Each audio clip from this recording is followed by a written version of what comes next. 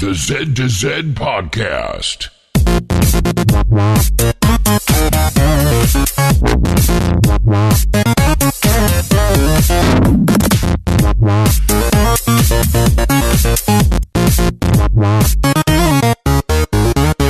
Good morning, good evening, or good day, and welcome to the Z to Z Podcast, the home for Xbox achievement hunters and Gamerscore junkies. I'm your host, Brandon Freeman. Thank you so much for listening. At Z to Z, we love gaming, and in particular, grabbing achievements and gaining Gamerscore. We do news, reviews, and interviews. If it's about achievements, we'll unlock it. You can find show notes for this show, as well as previous shows, on our website, z2z.com. This is episode 95. You can also contact us with questions or comments on Twitter, at Z2Z, Z-E-D-T-O-Z-E-D, over at our forums, forum.z2z.com, or you can email us directly, contact@z2z.com. So let's move into episode 95 with an introduction of my hosts. We have Randy with us tonight. How are you doing, Randy? I'm doing okay. Good. That's great to hear. And Prue, how are you doing? I'm pretty good. Wonderful. So here's the thing, guys, because I was real nervous because I had a pretty crappy week. And so I'm glad I have some energy out of you, Randy, because I was thinking this show is going to take a huge nosedive today. Give me your rain cloud stream. Well, we'll see how long that lasts. I'm pretty tired, but I had a pretty good day in the stock market today. So, oh, I like to hear that. Yeah, pretty like, I don't understand how it was that good kind of day, but. Wait, are we talking like the real stock market? Real stock market. Oh, wow, cool. Yeah. So and then talking to Prue, you got some stuff going on, but so I was in, and here's just an example of all. There's just a bunch of like crap things that happened to me this week. Let me give you an example of one thing. Driving into work in the morning, I had customers in all week, and so like I had to go to a different site, which is a little further away, and so it kind of throws off my whole routine. And so I'm driving into work, drinking my coffee, and I hit a bump and pour coffee all over my white polo that I was wearing. Yep. And so I look like a total disaster in front of these customers all day. So I so I'm like, all right, I gotta wear my lab coat, just, to cover, right? Well, I just so happen to be, this other site we have is a production facility that is not well climate controlled. And so it's like 95 degrees in the compounding area where I'm working on this batch for the customer. And so I am like sweating like a pig because I have a long sleeve, heavy lab coat, plus my normal clothes, plus I'm covered in, hot coffee. It was just not great. And even tonight, like right before I'm recording, I'm typing some things on the computer. I pick up my mug and I pour coffee on my crotch. Like I'm sitting in hot coffee. I will probably have to cut out at some point, run upstairs because the hot coffee is seeping into my legs. And, it's going to make me have to pee in like 2 seconds. So I just got all this. This is what happens when you don't sleep. It's catching up with you. You just dribble coffee all over yourself constantly. I know. I am like crashing and burning. But here's the beauty of it. Here's the best part of the day, right? So, and I'm gonna credit one of our new listeners because I was reading this in the chat, and Rodney U. Plonker. He joined the Discord chat. He is apparently a PlayStation guy. He does have an Xbox, but he's been playing his PlayStation more frequently. And he just jumped into chat and was saying, "Hey, what the heck's going on?" He randomly found our podcast because he typed in Achievement Hunter, which I assume he was looking for the new Achievement Hunter, the Rooster Teeth podcast. I thought he had searched Achievement Podcast. No, well, he said Achievement Hunter. Oh, okay. I don't know. I was like on my way out the door when that was happening. So yeah, same. I caught it after all the action had happened, and because I was getting all these pings, and I was like, "Why am I getting pinged so much?" And it made my day, Rodney, when you just said, "Hey, I just started listening." That the one guy who did the intro said, "Join the community. Sound like a good guy." So I thought I'd check it out. And then all of a sudden people were like, "Oh dear, don't let Freem hear that." Like that's big trouble. And so just in honor of that, I've prepared a short 90-minute monologue that I want to just quick go through. Just kidding. And I know some of you listeners have already looked at your timestamp on the podcast to see, okay, how long is he actually going to talk? I'm not going to talk as much because now I have people to talk with. But you'll certainly hear my voice a ton. So that has helped me brighten my spirits for the day. It's Friday. It's the end of the week. And, neck deep in video games. So let's move on to some of the positivity that's happening in the community. Before we do our win of the week and stuff, I want to talk about the wonderful Rocket League tournament. Remember, we had talked about this. Yeah, I know. In the past, trying to coordinate this thing, and just me with having so much on my plate, I just have not gotten around to locking anything down. And so a few of our illustrious listeners, Stushnikin and Matriarch, have said, you know what? Let me help. And so they are taking over coordinating this tournament. They have said they've put an end date on signups. They're officially closing the signups on October 13th. So that will be, and there was just a tweet that went out when this show is recording, and obviously when you hear this show, you'll know that again, October 13th, right around the corner. So it's next Friday, a week from today of recording. Geez, yeah, so when you listen to this, you don't have much time. Suffice it to say, signups closing, and details will be coming out on the forums about how we're going to work the tournament. There's been some chatter about kind of setting up individual play sessions and reporting back. Maybe we'll find some time that works for everybody. I don't know. It's nice to be off my hands because I'm sure they'll run it way better than I half-assed could. And I'm excited to participate. I was just going to say, you really couldn't have found two better people to do this.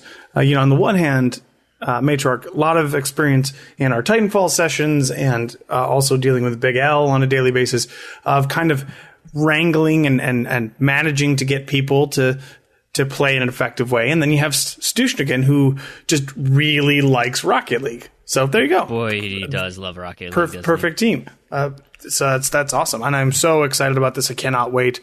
We're going to have so much fun. Should be super fun. So if you are hearing this and it's before October 13th or up until October 13th, jump on our forums, forum.z2z.com. There's a post in there. Just say, hey, I'm interested in the Rocket League tournament, and we will try and get you matched up.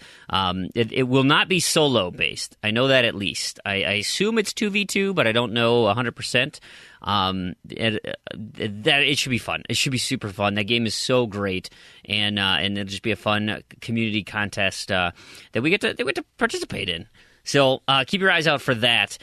That's pretty much the only really important thing I want to talk about here. I'm sure we'll get into some of the other bits and bobs that are going on in the world of Z2Z and achievement hunting. But before we get there, let's go to let's hear from Randy about perhaps what his win of the week was. Win of the week. You got one? You got to have something. I don't know. I mean, aside from earning buku bucks in the stock market today. Oh, yeah. Oh, that's my God. Right. Speaking of which, did you guys watch the Experian Senate hearing? Oh, man. What is that?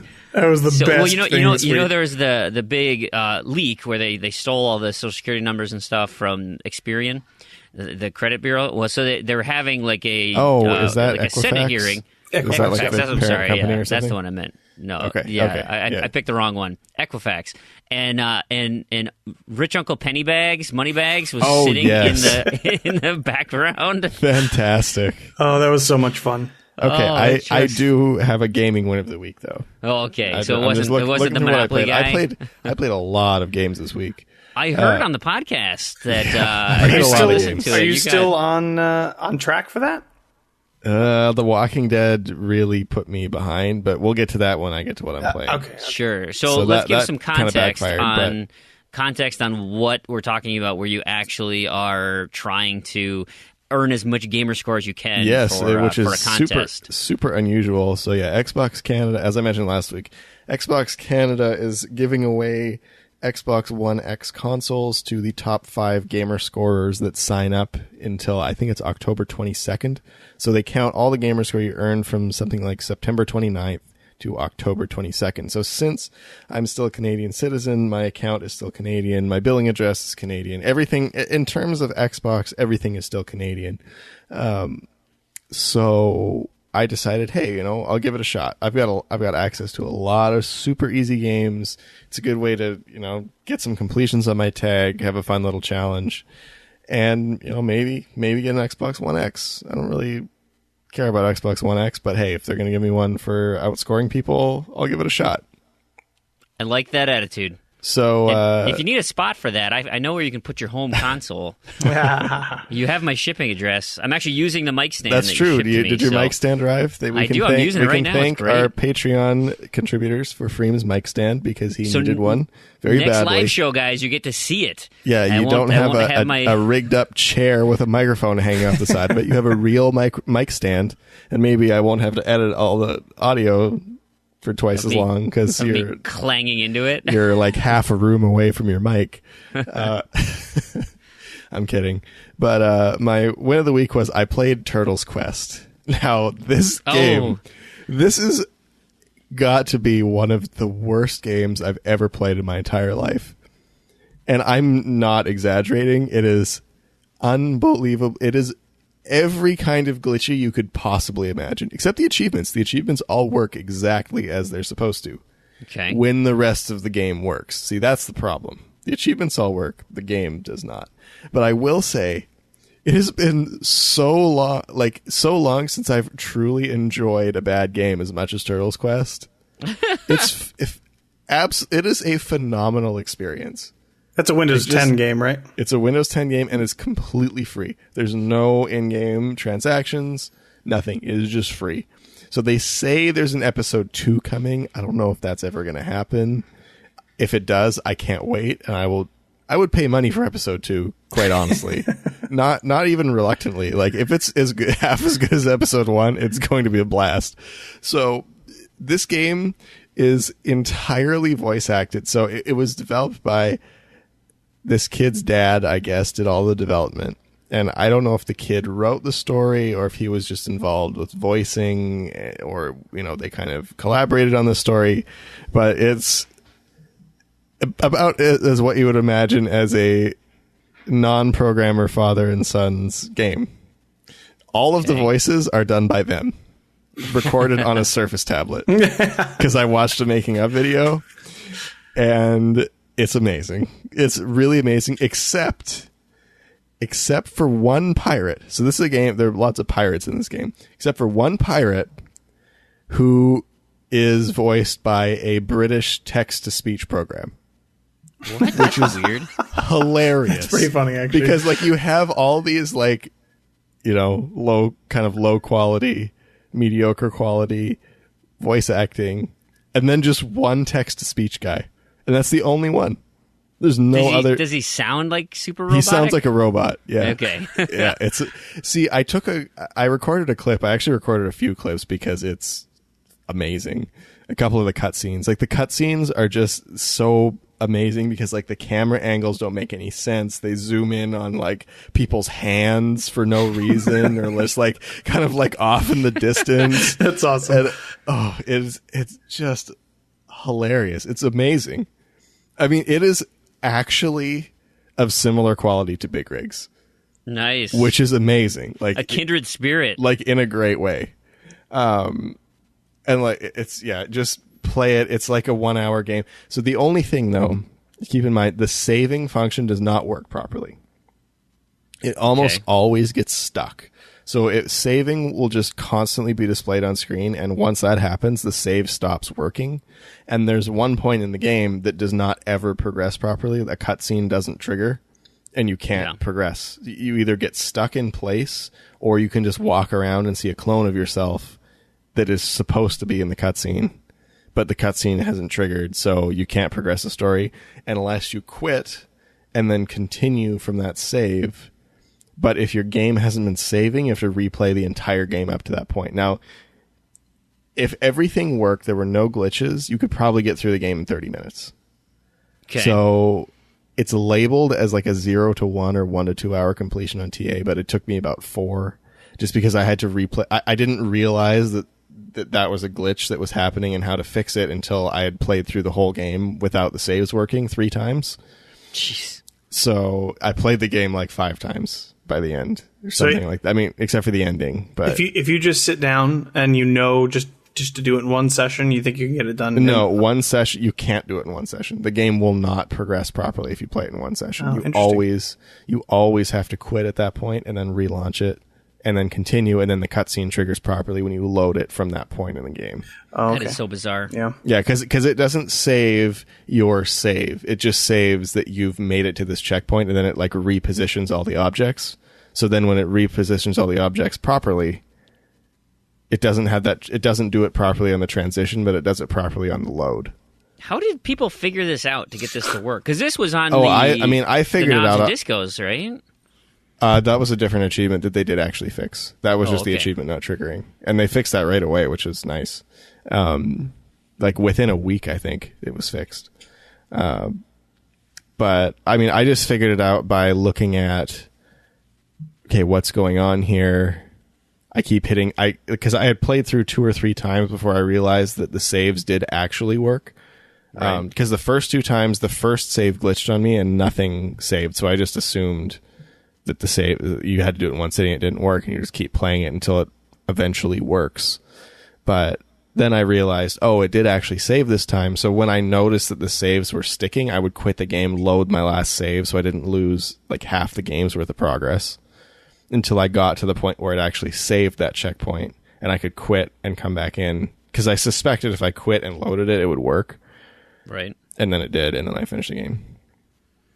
But yeah, it is a fantastic experience. Terrible game. But that's a bizarre set of statements there. I haven't laughed out loud at a game since I played Hour of Victory. And there were a couple of scenes where I was sitting on my couch by myself laughing like crazy at this. It's fantastic. Great game. Bizarre. Yeah. Wonderful. Prue, what was your win of the week? So this session seems to be coming up frequently for me here in this segment, but we were doing Halo 4 boosting on Tuesday, as we do now. And man, getting frustrated because we were only coming up with base maps and stuff, and most of the multiplayer achievements in Halo 4 are from the DLC, which is now free. So I'm thinking about this. I'm like, and I like reminded people every time. I'm like, hey guys, make sure that you have the DLC downloaded before you come into the session and do all this stuff. And then finally I realized, well, hey, wait a minute, why are these little download symbols next to the DLC multiplayer maps on my thing? And it turned out that there was some weird glitch going on where I can't even explain it because I don't really remember the specific circumstances, but there were 2 or 3 of us that had excuse me, had downloaded those maps, but they weren't installed properly, and we had to go through a series of menus in order to get them to get there and to register in the game. But once we did that, we had the most productive multiplayer boosting session that I've ever been a part of. Largely due, in fact, to the fact that a lot of these achievements apparently just unlock at this point. So once you start playing those DLC maps, you just start you get into one of these map packs, and it's all of a sudden, hey, you've unlocked 8 achievements for 150 points. And then the next map, and it's like, hey, you've unlocked 6 achievements for 75 points. So I think between a lot of that's retroactive, right? Like stuff that you have already done. I don't even think I've never played that. So, well, do you think that would happen for me? No, yeah, absolutely. Because, like I said, I never had the DLC until now because it's free now. I think it's just that they either, I don't know if it's a glitch or they just, what I had heard was that those achievements were glitched, so they eventually just kind of opened them up. So basically when you start to earn 1 or 2 or 3 or whatever, they just start to pop. So I think because everybody in the session got the same result, after a few games, you're just going to start popping 15 to 20 achievements at least. So that's Halo 4 multiplayer. That's Halo 4 multiplayer. And between the 7 or 8 of us, I believe, that were there that night, I mean, there must have been over 150 achievements unlocked. It was awesome. It was really cool. It was a lot of fun to be a part of that, and for it to find those achievements to finally start flowing, which means Halo 4 multiplayer is going to be super quick now that we figured that out. And it was awesome. I can't remember specifically how many points I got, but yeah, it was a few hundred points for just a few hours, and it was a lot of fun to do that. So, and you know, anything that will shorten my time playing Halo 4, I'm going to be all on board for. So that was definitely a win for me. I'm going to have to go try that out. I got Halo 4 upstairs. I should just go pop her in and start downloading some maps. Yeah, well, even if you have... I think technically I already downloaded them. Even if you have free. 10 minutes, 20 minutes free on Tuesday, hop into our session, and I can almost guarantee you we can get you them pretty quickly. It wouldn't even take that minute. No, I'm going to do it mid-show. Oh, nice. We're gonna go, yeah, I don't know. Break the rules. Oh, yeah, well, no, right. I'm not going to do it while I'm on the show, but like we'll take a break at some point, I'm sure, and I'll come back with a live update. Yeah, I have to go carry a dog upstairs. So see, there you go. There we go. Perfect. My win of the week, and I had mentioned it on last podcast during my apparently delightful intro, was that I was struggling in Connect sports. Right, that I had done a little bit of the sports of one of my random to-do list items. No, not my random to-do list. On my my UHH, I had to do the boxing thing. That was super fun. My win of the week, right? That was last week's win. But I failed on the bowling one. It's like, well, you know what? I mean, the Connect is out. Like, I might as well. I'll just give it another shot. Plus, in my UHH matchup with Tarragon, we have there's a Connect Sports achievement on there as well to earn rank 10 in the game. So I was like, well, I earn experience by just doing the thing, so I might as well give it a shot and hope for the best.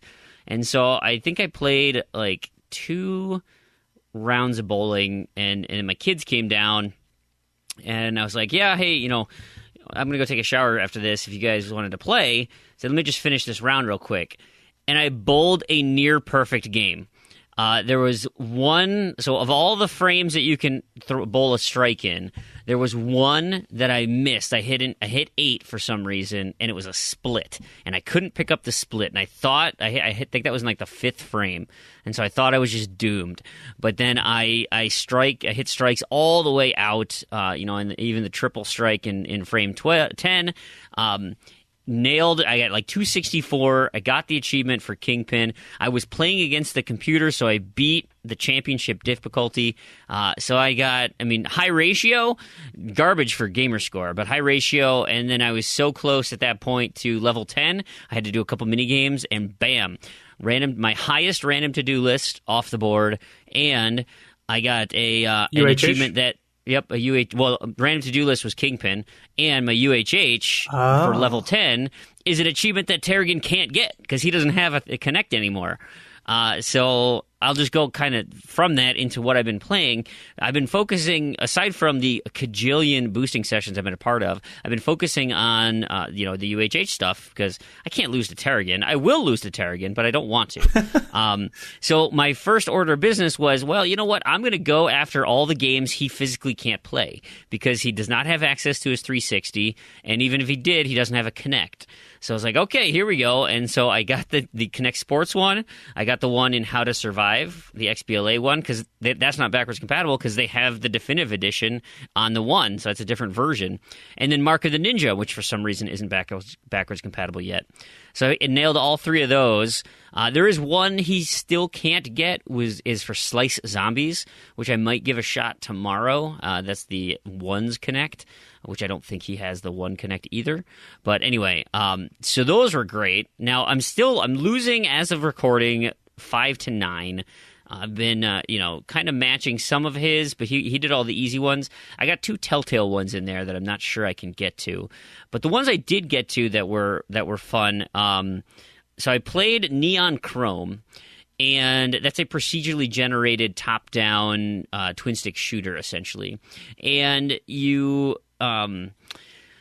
because it's roguelike, where you kind of spawn into these, they call them like vessels or what, AI units or something, and then you walk around as that through this office tower to try and get to the top where some sort of crazy overseer is controlling all the security in the building, and you got to fight your way through.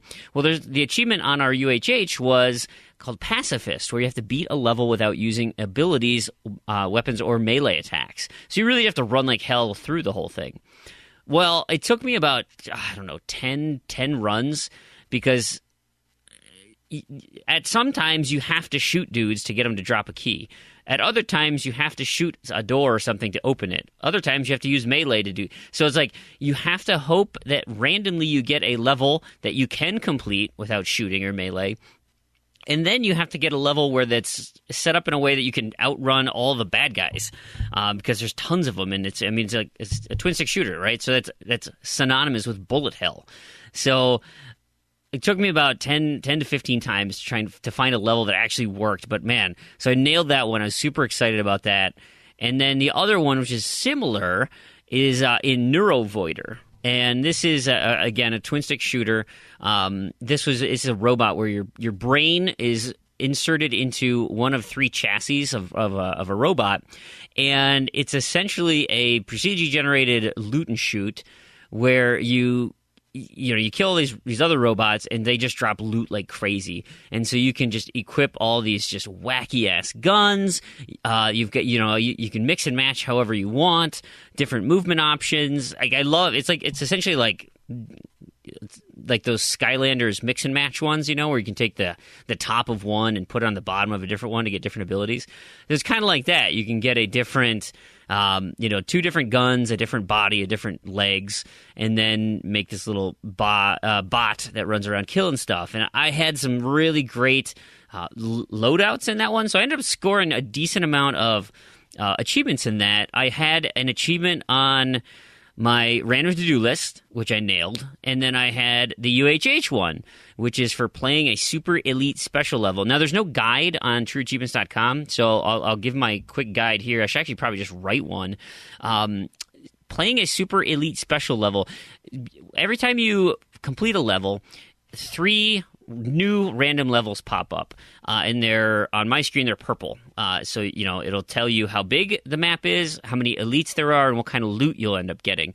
So there's bars from 0 to 5, and you have smaller levels with 1 box. The biggest levels are 5 boxes, and you have a choice of any of the 3. So you play through, and at some point of your 3 that will pop up, one of them may be a light blue in color, and those are the special stages. There are like 4 or 5 different types of special stages, and so usually the first one that pops up for me is Swarm, which means there's just tons of bad guys everywhere. But you can hold Y and reboot your level selections, and so if you reboot, a different special map comes up. So there's you just gotta look, if you're looking for this particular achievement, there's the super special elite level or whatever, which means there's just giant elite robots all over the place. So if you have a nice rocket or heavy gun, you can take them out pretty easily. But that's what you're looking for, is to get that achievement. Now, there's also one for surviving, I think the Swarm one. I think there's for beating all 3 or 4 or 5 or however many there are, each special level, beating each special level will get you an achievement. So if you don't get the one that you wanted, just simply reboot, and you might end up having to scrap that whole level anyway, because most of the achievements are for beating the whole game and looping through. So once you go through all the bosses, then you come back around, and so you gotta hope you get some nice guns and you can level up your character. It's hard to heal in that game because you can't really heal mid run. You have to wait till after the run to kind of spend some money on it. But the game is great. I love those types of games, so those are super fun. As the other, my kids ended up playing a lot of Connect Sports since that was up, so they got me a bunch of achievements for jumping around my living room. But the 2 last things that kept me busy this week. We had our Plants vs. Zombies session on the 360, which went very well. We're still working on Gnome Bomb wins, but we finished our Suburbanation dominations. And then we just kind of worked on character challenges. I'm maybe 1 or 2 skip stars away from, and I think I'm going to try to earn them legit, but from getting the everybody at level 5 achievement for both the zombies and the plants. I think I'm like at level 30 something in the game to get up to level 50. So like we're cranking through pretty well. Like the hardest thing is going to be getting the wins because there's, you know, like you probably know from the 1 version, there's just so many randoms, and they tend to make make life a little difficult. But you know, it's still fun to kind of play semi-legitimate. and at some point, once we finish this, we're going to have to go into Garden Ops, which is 100% legitimate because you're playing against a computer, right? They're not going to sit there and let you boost off of them. The other thing that we started this week was on is it Wednesdays? Yes, Wednesdays is Battleborn night. We have now deemed it Battleborn night. That is, man, we started off and everybody in the party, I think it was like, was there 8 of us? We were just like so confused. We got our crap kicked out of us in a match. We ended up meeting up with 5 other people. So we only had 5 people in our party. And now the nice thing is the 5 people were in the party. We all got an achievement. When you roll up with the squad, is the name of the achievement. And it's entering matchmaking with a full team of 5.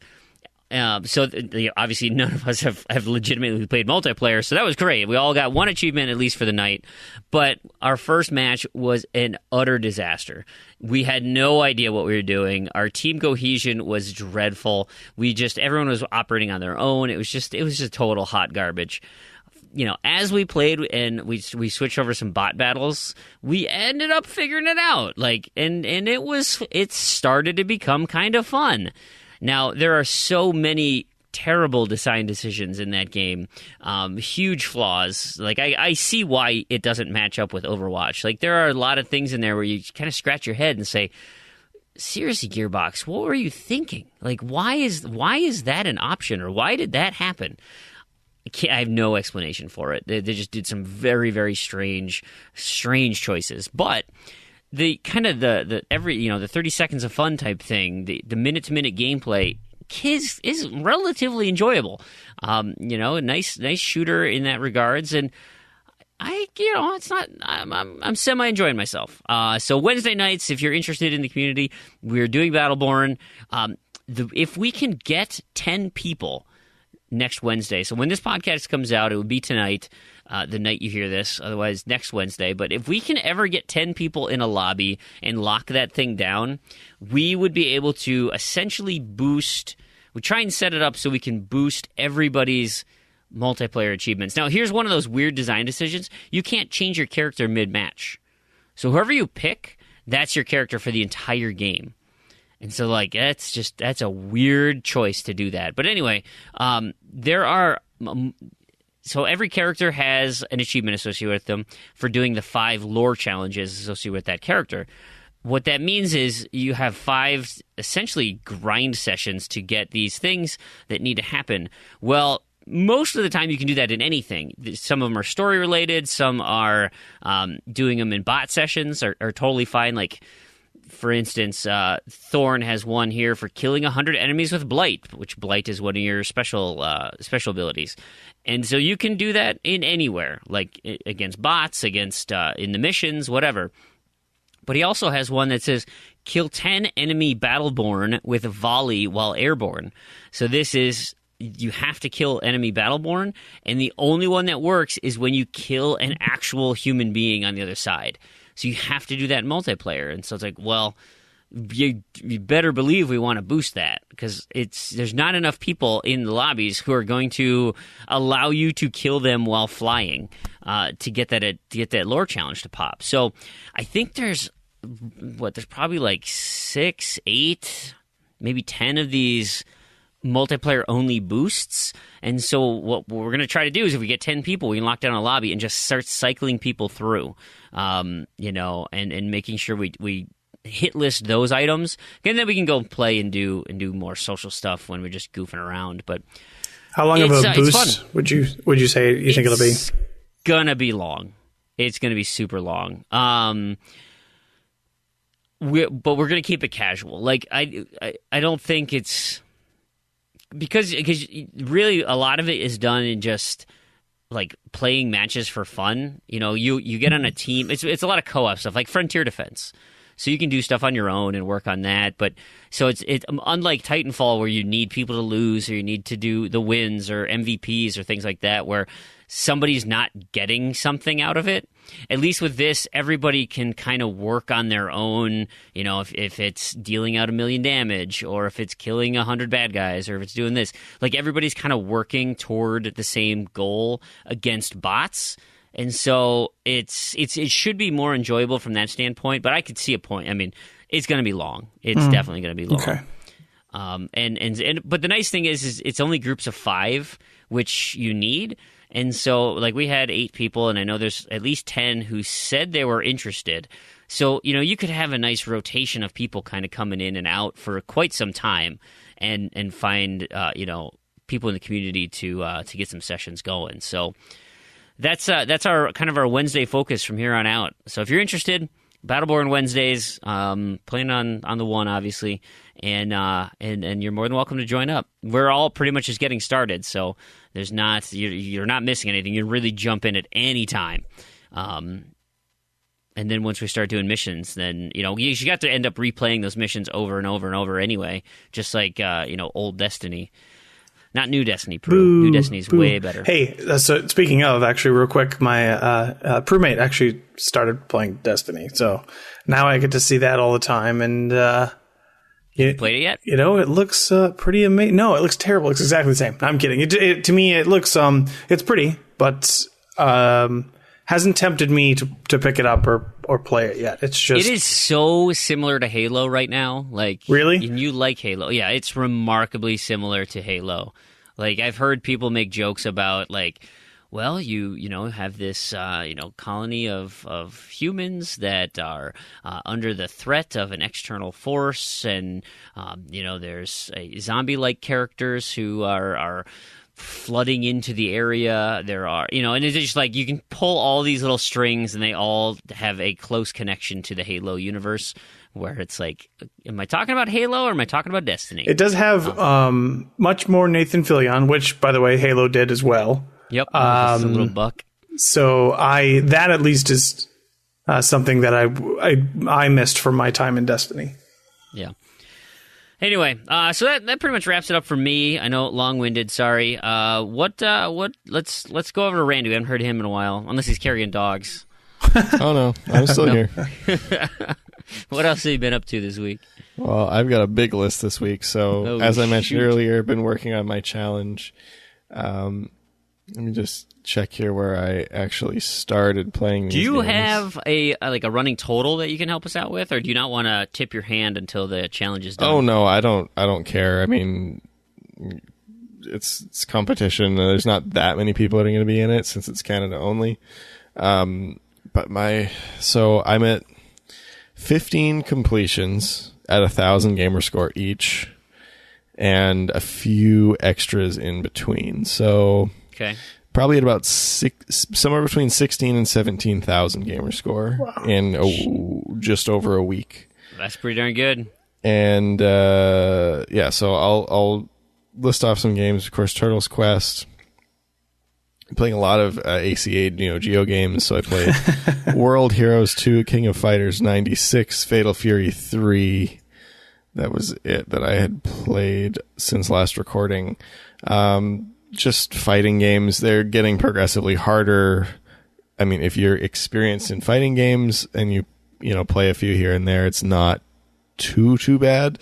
But some of them are definitely longer than their estimates suggest. I mean, there was one that was rated 0 to 1 hour. It took me about 4 because it's like that one had some cheating AI, like super cheating AI, and the game didn't work properly. Oh, really? So, you saying one of these ACA no, like this actually was properly. Missing features. Like you could not join on a second controller. You could not be done. Oh, I had that problem once too. Despite it clearly supporting 2 people and saying in the marketplace it supports 2 people, it does not. So yeah, that was lovely. I think that one got my lowest rating. Yeah, that was 1 star. I started Canadian football 2017. Did not finish that. What a mistake that I'm an idiot because I knew what was going to happen. It's now they're Madden 08. Yep. Guess what? I don't know what I'm doing. So I got 20 Gamerscore in it, and now I'm going to wait till Prue comes through here next time and help me. Helps you out. Because, it's not going to happen. The game also doesn't work. Like, because in a normal sports ball game, when the sports guy has the ball, and then you have all the letters above the other sports guys that you want to throw the sports ball to, you just hit the button on the controller, and it goes to that sports guy. Well, that works sometimes for one of the teams. Like when you choose a player to throw the ball to, does he throw somewhere else sometimes? Is that what you're trying to say? No, you just the sports guy that goes hut and gives it to the other sports guy. The sports guy who gets the ball then just before he throws it to the other sports guy. He just doesn't throw the ball. So he just holds on to it until you get tackled. So you can press the button and he doesn't even attempt to get rid of the ball to throw the ball. He just holds it. That's ridiculous. Okay. Yeah. Unless I'm doing something wrong, which I really don't think I am, because the home team or the player 1 team always works fine. The player 2 team with on the other controller never works. So I really don't think I'm doing something wrong, unless it just seems like there's something wrong with that game. I mean, there is. Yeah, I bet. It's a mess. We actually had it is so ugly. Just there's barely any music, there's barely any sound. It's bizarre. That game is hilarious. Before you move on, we actually had a question that does reference ACA Neo Geo games, and it comes from Gladiator 19 Gladiator 80. And he says, you are given $500 of Xbox credit. Do you spend it on games which have easy gamer score, like ACA Neo Geo, or do you buy the newest AAA titles?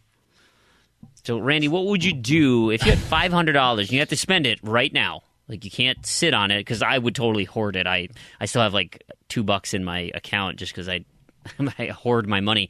But you have to spend it all right now on either easy games for Gamerscore or this fall's game releases. What do you pick? Honestly, I would probably pick the easy Gamerscore games because I would get more enjoyment out of them. You would also get way more games out of them as well. Yeah, and just, I don't know. I have, like I said a few episodes ago, I passed up Gears of War 4 and the season pass for like $12. It's just, the price isn't an issue. It's just the games just don't interest me anymore. Like when you have these sort of games as a service where they just basically want you to spend microtransactions to play them. Prue, do you after paying for them? No. Do you fit the same? Same answer. I think you're going to get more value you're just going to have 1,000 zillion more games to play if you don't. It's to me, it's not that super clear cut, because I would probably do maybe a mixture of both. I don't know that I'd buy the newest, fanciest game. I would probably use some of that money at least to spend on the more expensive stuff that I tend to wait to go on sale, that doesn't seem to go on sale very frequently. But then, of course, I would definitely pick up like a bunch of cheap, super easy games that, again, I just wait for sales for those kinds of things. We're just so spoiled, and the market is so saturated at this point. It's like you're just kind of expecting everything to be $2 or free, and if it's not, crazy, isn't it? It seems like you're getting kind of hoodwinked, but it's not. Yeah. You know what I mean? So it's tough. It's tough to say. I would almost want to say I'd spend it on those more expensive games that tend to not go down in price more often, just so I would save more money, if that makes any sense. No, it totally does. And I mean, it's so strange how the industry has done this to themselves, where they constantly devalue because the game isn't $60. Like, that is. Well, it is for the day one adopters, but that's about it. But realistically, like that, I don't believe, unless it's a hugely successful game, is profitable. Like, I mean, I'm what, sure, it's $60? Obviously, there's enough profit there by hitting a certain amount, but it's like movies, right? Where you have these box office bombs. They'll still earn like 80 million, but it cost 120 million to make or 300 million to make or whatever it was. That they just didn't recoup enough from the development. But there's other things you can use, and so the bottom line, we were talking about Battleborn. Which Battleborn definitely bombed. Is inherently a failure, right? And so not enough people bought that at $60 to cover their costs and keep servers going and all that kind of stuff. And now it's on sale so much they're just trying to literally get anybody to just boot the game up because there's some microtransaction things in the game that maybe they can turn that $10. Because I've seen it as cheap as $5 new. Maybe you can turn that into a recurring purchase or an extended purchase with other people interested in playing the game with you, kind of thing. That, if I listen to other podcasts and they'll be like, oh, hey, here's a couple great sales out there. This new game is 20% off. Like, oh, you get on top of that. That's a great deal. And I'm thinking, that's a terrible deal. Yeah. Like literally, you just wait 3 more months. That thing's going to be $20. Yep. Like, why are you paying $40 for it? I think the thing that what happens is they know that all the people that are going to pay $60 for it are going to do it within the first week. Yeah, that's true. Or largely. So then, okay, a month in, okay, we've got all those $60 sales for sure now.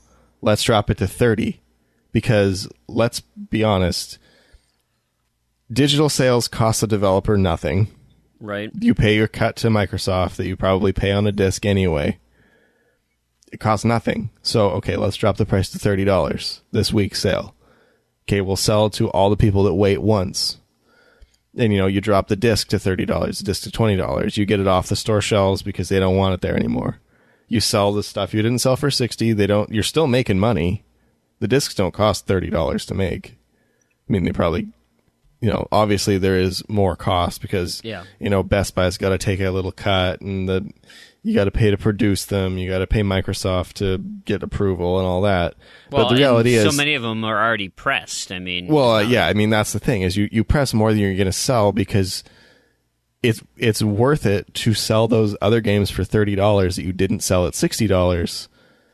Like, move them quick a month after to get them off the shelves. Then it's better to do that than it is to not press enough at $60 and have people missing out. Yeah. It's really, we talk about this a lot, but it's interesting. Like, Battlefront was a game that I knew I would always get at some point, but I have no urgency to play it. I wasn't too concerned about it. And then, it's like we're talking about the game came out at $60 and then it had this special super awesome edition for $100. And then whatever, 6 months goes by. I don't care. I don't pay attention to it. It's no big deal. I'll get it at some point. I don't care. It goes down, it goes down, it goes down, it goes down. I bought the special edition with all the DLC and all that stuff. But this was before it went free, by the way. That was something that happened after I bought it for $6. And it's like, it's so crazy to think that, of course, I paid $60 for Mass Effect Andromeda because I cared so much about that game, but it's even for the games that you're really passionate about, that you're really into, why would you not wait? And I'm preaching to the choir because I didn't do that, but why not? Give it a month, give it less than a month sometimes. Give it 2 weeks and it's going to get cut. That's why I don't buy anything at launch anymore, unless that is a game I really, really, really care about or really feel like I should support. Yeah, I don't because they've trained people that can wait to know that in a month this is going to be at least 50% off. The one that gets me every time though is season passes. When like a Telltale game season pass goes on sale for half off after episode 1 releases. Yeah, or right. Sometimes there have been a couple, I'm pretty sure, where the season pass has gone on sale before the first piece of content is released. Yeah, I remember those. That's why you don't pre-order digital content. It doesn't run out. But yeah, Also keep in mind though, we consume games so differently than the normal crowd of people though. Yeah, much faster rate. Yeah. Yeah, well, not a much faster rate, but like at a larger rate, but like a year behind. Yeah. So the reason Battlefront is $6, I mean, okay, they paid Microsoft $2 a sale on that. They're still making $4 a sale to people that never would have bought it in the first place. Yep. Or would have bought it used on disc or whatever. So I mean, it's just more money. I mean, that's the beauty of digital in that way, is that you can have sales like this because they're not going to press a disc and sell it for $6. And it's weird because it sounds like we're complaining, but we shouldn't be, and I don't think we are. No, I'm not complaining. I mean, I'm kind of the annoyed. Market so much, and it's kind of made it's spoiled us. People, we're reluctant to spend any money on these things. The only thing I'm concerned about is that it's not sustainable. That I think it's very sustainable. And it very well could be. I don't, I just know that the games are getting more and more complex, yet I still want it for $5. But there are still, there's tons more gamers. Like 10 million other people that are going to pay $120 for it on day one because they bought the game in the season pass. Yeah. So, they're going to subsidize it for everyone else. Yeah, but that's not the case with every game. So the market has to find some sort of an equilibrium. Well, but keep in mind, though, look at how few big games we get now. It's true. Yeah. Compared to the past. I mean, there are no mid-tier games anymore, ever. Like, almost ever. Like, movie game kind of budget games, or like, kind of like the generic mid-budget first-person shooter type games like there were a lot of on the original Xbox and PS2 era that kind of phased out about halfway through the 360 era. Those don't exist anymore. Movie games don't exist anymore. We just have the super mega ultra blockbuster $120 game and then the $10 indie game. That's kind of like where we are. And then there's like the odd thing in the middle that like happens once a year. Yeah. But I feel like we used to get a lot more kind of like unknown mid-tier games that we don't really see. And I feel like that's kind of like where the market has gone, is because you have these giant games, they get all the million pre-orders, make all their money in the first week. And other than the season pass or whatever, that go on sale a month later for half or $20 or whatever. And then the indie games that are just always cheap. Yeah. Randy, we got on a weird tangent, but I think you're still telling us about games. I was going to make another point, but I don't remember what happened. Yeah, we've been spoiled. The thing that does annoy me, though, is the very poor treatment of early adopters. Yeah. I mean, I think that goes for a lot of things in tech in the last 4 to 5 years, where you have the ridiculous, like the super high price day one, and then a month later it's half off. I don't know, but people keep buying it. It's though. not. It's not going to change until people stop buying it. Yeah, I don't know what you would. I don't think it's poor treatment of early adopters. I think it's just market trends. I don't know. I don't know what you, as a company, what you would expect a company to do. Yeah, if their sales drop, 90% after the first week. But I guess it makes my the thing messaging is confusing, because then you don't know what to expect. Like, okay, I've been burned already. Should I wait? Should I buy it? What they haven't established a cadence for. Like Ubisoft, I feel like they have, where it's okay, it's $60, and if you're willing to wait 4 months from now, it will be $30. Yeah, like, Ubisoft is pretty good about not immediately discounting as much as I dislike them. I agree with that. But I think what it is for me is like, it's kind of a slap in the face when I pay you full price for a game and a week later it's on sale. I mean, it's not literally a week later, but like within a couple of weeks of it coming out, if a game is on sale more than like 10% off, like, I mean, I get why it's not, because everyone still pre-orders it and buys it right away. Right. And the same thing with the season passes. Like when your season pass is on sale before the first or second piece of content comes out, like, why should I keep buying your season passes? But man, it's not going to change until people stop doing it. So, right. And I mean, I stop. unless it's a game I'm really excited about, which doesn't happen very often. So anyway, we did get on a bit of a weird tangent. I'll continue with my list of games, many easy games. DreamBreak was it was pretty good. It was like a 1 or 2 hour game, very story driven, had some clunky platforming. That's probably my biggest criticism, is there's a couple of platforming sections that were just they were not fun to play. But it's kind of I would say a very simple adventure game at its core.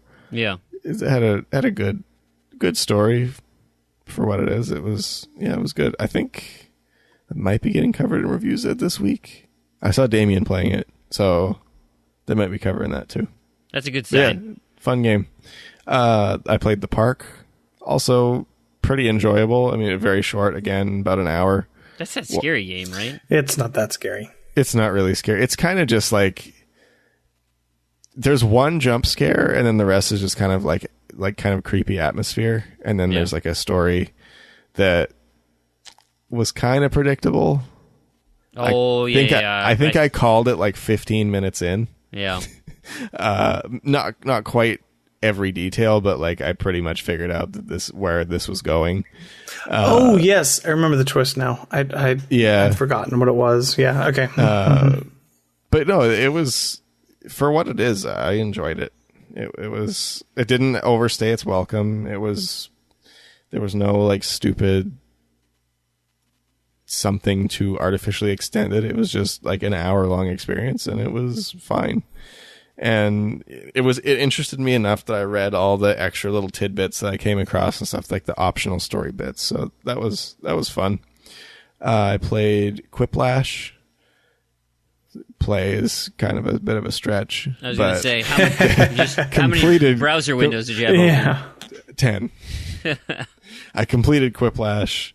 I think it took me 15 minutes, maybe. Really quick. I mean, I guess that doesn't include setup. So with setup, it probably took me half an hour, because I had to like download the browser extension and open up all the windows and do all that. But yeah, super quick. Probably a very fun game if you have people to play it with, but I don't really know. So very easy achievement. So got in a little bit of Killer Instinct while I was editing the podcast. I started War Planet Online Global Conquest, which is a freemium game that does the usual, play normally, then it just becomes impossible. It's fine. It's just like one of the build and wait games, but you can get 850 points out of it in like an hour. So nice. I started it, and then I've just been picking away at the last achievement.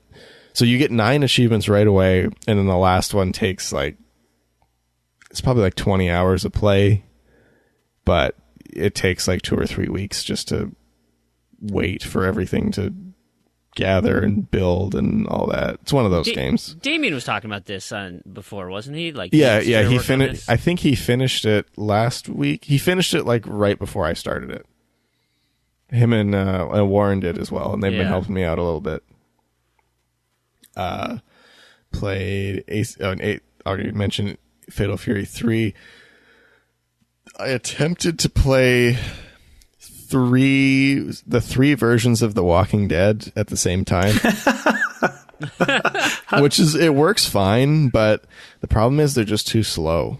Yeah, they are pretty slow. They're not. The game is much longer than I was expecting it to be, and just require the input sections almost always. Like if it's just you have to walk to the door to trigger the next cutscene. It's like, why do I have to walk to the door? Just do the cutscene. Yeah. You're not adding anything to it when you just like look up or like take 2 steps and then it's a cutscene again, and then you take 2 more steps in the cutscene. It's annoying. It's funny because I thought, like, when I first played The Walking Dead, I thought like, oh yeah, controllers in my hands, let me use it. Great, I really enjoy this. And then I was trying to do it for like in the background while I was working on another game in a session.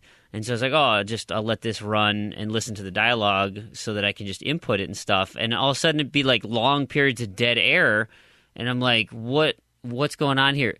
oh my, I need to roll the window down, or I need to do. Yeah, it's like, exactly. Like it's not adding anything. It's just being Well, annoying. okay, I don't necessarily disagree with you. I do want to say the game was not designed to play 3 different versions of it. No, I'm or not. not I'm look not up saying, at the screen when you're doing it. I will say not that that's saying a it little from that unfair as a aspect. criticism, but But I mean that criticism too when I'm just sitting and focusing on one, because I'm mostly paying attention to one, and then after an action happens there, then I do it on the other 2. Yeah, so I'm kind of enjoying the game while getting the achievements on the other 2. yeah. Well, and I can kind of double dip in some sections where if there's a long cutscene in one, and then I can let it run while I kind of catch up on the other 2 or whatever. Yeah, like I don't mind, going to go find an item or walk to Yeah, somewhere. and or the something puzzle like that. sections are fine. Like that's fine. But just like I'm just thinking of one scene that I was playing yesterday where it's like so here's a scene, it plays a cutscene, you're at the table, then you walk down the hallway for 2 steps, it plays another little cutscene, then you have to take 2 more steps to the stairs, then plays another cutscene. Yeah. Then you have to like walk up the stairs. that is okay. I know what you're talking about, and I just have to take. I mean, that's the point of the scene. It's a slow build. It's all about. But it's it would all be about tension. It's all about, oh my god, is this really happening? Controller doesn't add the tension. No, well, no, of course. But if you looking through the items and stuff, that adds the tension, and that was good. I like that part. I like looking through the closet and like turning on the lights, and then you're like, oh. I will just argue that that's happening. I'm not saying. Well, The Walking Dead is, especially the first season, is at the time, especially it was super significant the way that it presented itself, and I think it's part of its charm. And it's not perfect by any means. I'm not saying that. Oh, but it's messy. I am, of course. Well, it's a Telltale game. That's how it goes. But I am saying that a lot of the design decisions were. I mean, even me, like I'll talk about some of the Telltale stuff I've been playing, and it's getting long in the tooth for me as well. But especially if you're just ready to go for that experience and you're just focusing on that, it's superb, and it plays out very well a lot of the time. It's clunky, it's awkward sometimes, but I think it's a different experience than you're ever going to have with any other sort of game like that. And I'm not saying you remove the controller bits entirely, but I don't know. A lot of it just feels really tedious. That's fair. To me. That's fair. And I'm not just saying that because I just want to milk it for all the achievements it's worth. I mean, I'm saying that just from a general looking at it and playing through it view. That being said, man, that Telltale engine, It's bad. oh Get used to man, it is brutal. Now, to be fair, I will excuse The Walking Dead a little bit because it was their first big game and they didn't have the money yet. Everything post The Walking Dead, no excuses.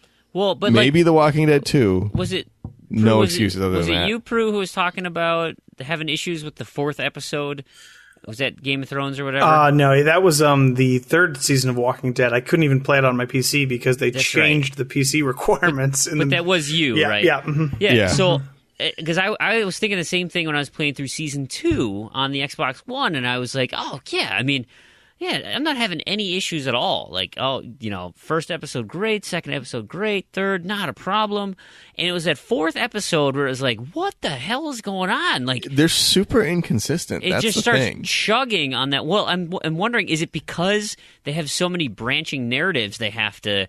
they got to, okay, which choices were made, and it's like rerunning the algorithm to figure out. I don't think so. Oh, they had to do all this stuff before we just started lopping off because possible I story had lines. issues in the first cutscene. Okay. Like the first cutscene, no choices yet.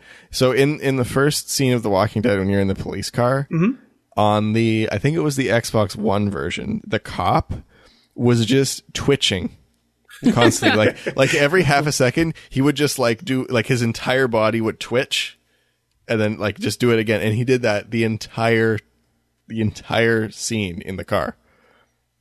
Just twitching. That's funny because, It drove me crazy. those kind of issues I never seem to have, but I mean... And I had the same things in Michonne right off the bat.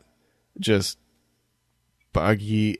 And the biggest problem I have with it is that the interactions and the animations are so clunky that it takes away from the good storytelling, because it is good. The story was really good. Yeah. Mm-hmm. But like the clunkiness and like the interacting of things is just like, it really does. I mean, I hate to just rag on graphics, but like in this aspect, like it really does hurt the storytelling. Let me hand you this object that I won't show you on screen, and you'll just hold out your Or, arm, like, and you well, know it is. It's clunky. Yeah, and like I remember there was one in Michonne where they like passed something to another person, and like it looked like it was from like N64 or something. Like you just hold out your like open hand that this thing is just floating in front of it, and then it just like teleports to the other person's hand. And it's just like, really, like, you're not a little company anymore. Yeah. Telltale, like you can, and that's the thing. Like I'll give The Walking Dead a pass because they were still just a little company, or like, you know, not little, but Yeah. pretty new. But like after that, it's like, I mean, this was like one, like, what do they put on, like 90 Game of the Year nominations or something? Like sold 1 million, like billion zillion of them. You've got the money like to that. upgrade your engine, It's just especially not, now. it's not, especially now, I'm not- like they just. I'm not Yeah. trying to excuse everything they do, because I agree. But on the other hand, I think it's just not the point of those games, and I know, that's not their but- focus. And I think, But they could improve them. I agree. By Yes, fixing that. absolutely. I just think that they focus mostly on the writing, which has been pretty strong overall.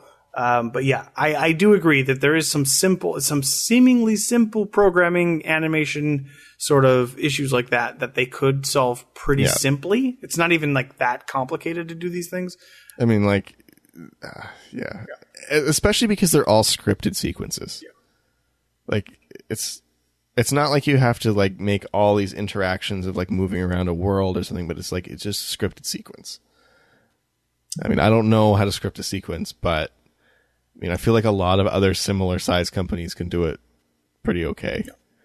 But anyway, Yeah. that's my little rant on The Walking Dead. I have been enjoying it, though. I will look forward to going back to it and finishing it off, because it was actually a lot better than I was expecting, because all the Telltale games I've played I guess they've kind of been like the less good ones, like Michonne and Minecraft, that were kind of very slow or just generally not super great as a whole. But this has been better. So Yeah, but are you even able to pay attention when you're doing 3 at a time?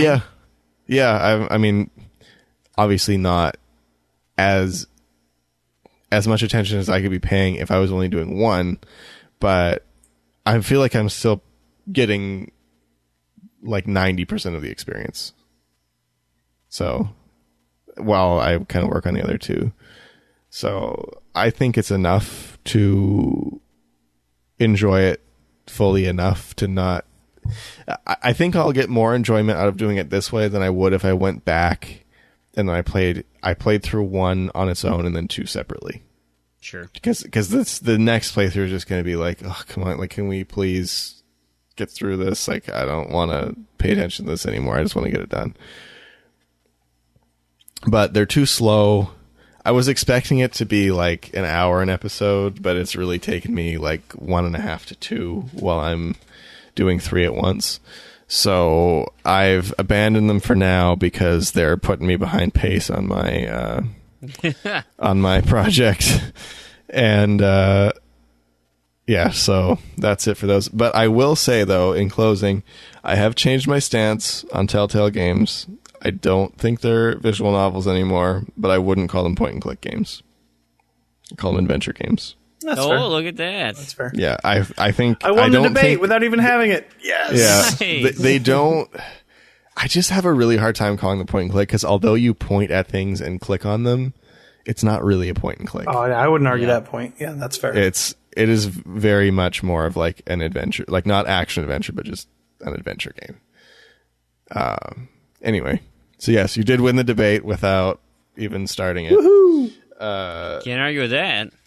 And then the last game I played, actually 2 more games. I started and completed Jump Step Step. I think that was on Reviews Ed a couple weeks ago. That's a pretty cool little game, actually. I used a guide for the whole thing just because I've been powering through it. But yeah, the description of kind of introduction to programming is very accurate.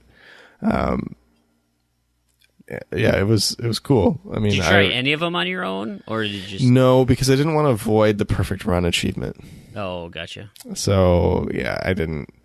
But yeah, I think it would be like, if you're not using a guide, like you could probably get through the game in like 3 hours, and it'd be a fun little puzzle experience. I'd definitely say it's worth it. Yeah. But I will say though, is on the second to last or third to last sequence, I misread one of the symbols on the guide in TA, and I input it wrong, and I was like, oh, am I really gonna have to play through the whole game again to get here? So just out of like, last ditch effort, I went to the dashboard super fast, quit the game, deleted my local save, re-downloaded my cloud save, and it put me back to before I screwed up. And it didn't void the achievement. Nice. So if you make a mistake, dashboard, do that. You might be able to salvage it. And I know Warren had mentioned he was having troubles getting an achievement to pop. So it's one of the games where it voids it on your save, not on the run. So if you want to do the perfect run, you have to delete your save and start a new save to get the achievement, apparently. Okay. So that's a tip for anyone out there. And I was not expecting this to pop, but it did at work today.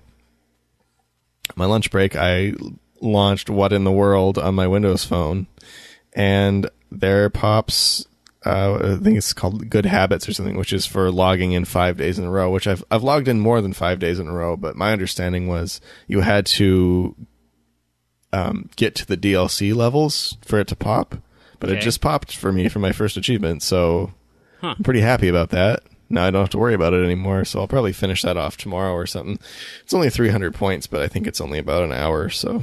Yeah, it's been a lot of talk about pulling a frame on other games. I don't remember which ones they need to, keep a streak going. Oh, that's one of the new Windows 10 Microsoft ones, like Crossword, I think. Yeah. Because I think they might have actually stopped the clock manipulation thing, which made them much more doable. Oh, no. So I don't know. Don't quote me on that, because I haven't been following it, because I'm done with those 12-month things. Yeah. They're just like, I've done like 6 of them now, and they're getting old. Yeah, I thought I was going to get my Microsoft few. Bronze, the Solitaire Collection one. I thought I was going to get my Bronze one this month, and it didn't pop. So I don't know. I have no idea when that's going to happen now. That's super frustrating. I'm so close. Next month, I think, is the last month I need for Solitaire. It's so satisfying when those get done. Better be for me. I'm going to be pissed if it's not.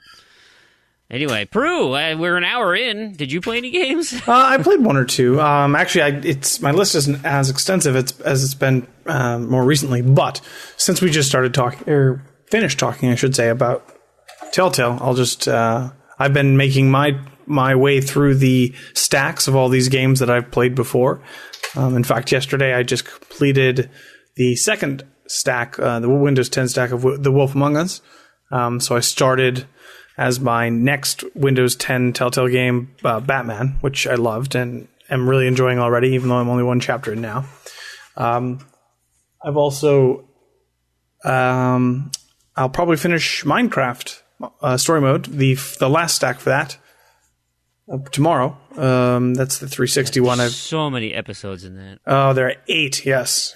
And it's one of the annoying Telltale games that has missables, so I have to go back and clean it up. Not that it's too terrible, but I have to go back and rewind some of the chapters. No big deal.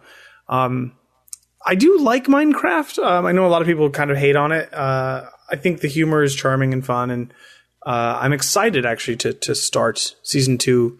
I just have to decide which platform I want to start that on first. So, other than that, been playing some Gears 4. Still working on me and my friend with our co-op. It's not Insanity because it's the DLC, awesomely terribly difficult difficulty level. I can't remember what it's called. Inconceivable. That's what it's called. Still working on that. So basically what my strategy is he runs in on the easiest difficulty, in an encounter. I let him do his thing and I'll eat my sandwich or, play on my laptop or whatever. So, these 5-minute encounters, and I just kind of hang back. Basically, if there's a checkpoint, I'll stay there and he'll walk the 2 feet forward and go fight all the enemies. The only problem parts of that game when you're doing that strategy is sometimes they put you in a tiny arena and there's no way to escape. So there was this one sequence where we were in this small circular room and, the checkpoint starts right there and there's nowhere for me to go. And basically one hit from the weakest enemy in the game and I'm dead. So it can be frustrating. Get good, noob. Yeah, right. Get good. I can't, man. I am sure there are people who have beaten this game by themselves on that difficulty, but to me, it just seems impossible. I do not understand how people can do that. So, yeah, sounds ridiculous. Other than that, so Gears 4, Halo 4, Left 4 Dead, all these games that, these are kind of weekly games that I've been playing. I haven't had as much time to devote to UHH this week as I'd like to, but that's okay because I actually I'm playing a pudding this week, so it's no big deal. Nice. I have 2 achievements. I have one in Civilization Revolution, which I cannot believe I haven't finished that game based on how much I love it. I also got one in Star Wars: The Force Unleashed, and then I decided to just, because I knew I had the time, I knew this guy isn't going to catch up or go for it or anything. I was going to go right down my list. So the first game that I had an achievement in was Watch Dogs. And man, that game is really confusing to get back into if you haven't. I played it when it first came out 2 years ago or 3 years ago or whatever it was now, and it's basically just a GTA clone, but it's got all these weird hacking elements, and the controls are strange. Like, right trigger is to run, which is strange in a GTA type game. I'm used to shooting with the right, which you have to hold the left trigger, then press the right trigger to shoot. But if you're not holding the left trigger, then the right trigger is run. It's just really weird to jump back in that game. But that's probably the only other UHH I'm going to be able to get this week. And other than that, that's pretty much it. So I haven't been playing too much. Nice. So wait. I'm running a contest. I should probably know. We have one more round of open before the knockouts, right? Or the knockouts are... Yeah, there's one more week, right? Yeah, at least one more, right? Yeah. Mm-hmm. Then we go into knockout rounds, and then those of you who continue to participate in the just for fun part of it, that'll be good times. That's where I'm going, just for fun. Cool. Well, boy, that was an extensive gaming discussion. Although we did have a couple of topics in there. There's some news that we should discuss and get to. So let's move into that. All right, our first news item comes from Doughboy. He mentions he's actually curious about the Nintendo Creators Program. There was some news that kind of came out from Nintendo regarding how they want to handle. I don't know if you guys recall, we've talked about this in the past, where Nintendo for some reason has this very archaic way of handling with its property, and that it doesn't want to show anybody playing their games. They're very, very much they want to control all the messaging all the time and not have anybody who's not affiliated with them having samples of what they do or gameplay or any of that kind of stuff. And so they have a creators program where if you're interested in showing their games, their footage, things like that, you can join up with the program, and then Nintendo, who will take revenue from whatever that stream is, that service, and they'll give you some of it back as sort of a compensation for creating it, which I think is strange.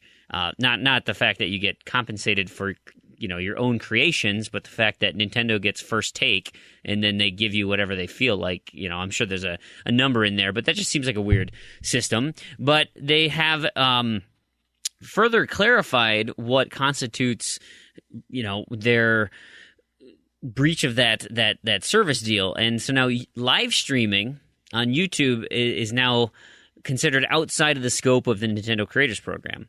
So you can't broadcast content on YouTube Live from any account that you have registered with the Creators Program.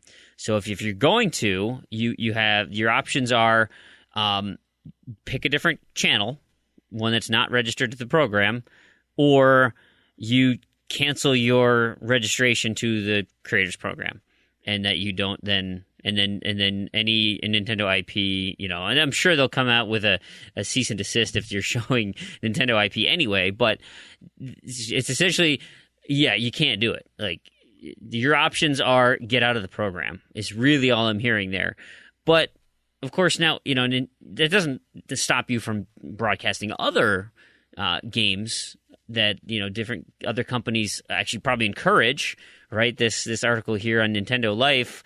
They encourage, like Overcooked, the creators of Overcooked, like they encourage people to play their game online, and they want to show people having fun in their game, like broadcasting Rocket League.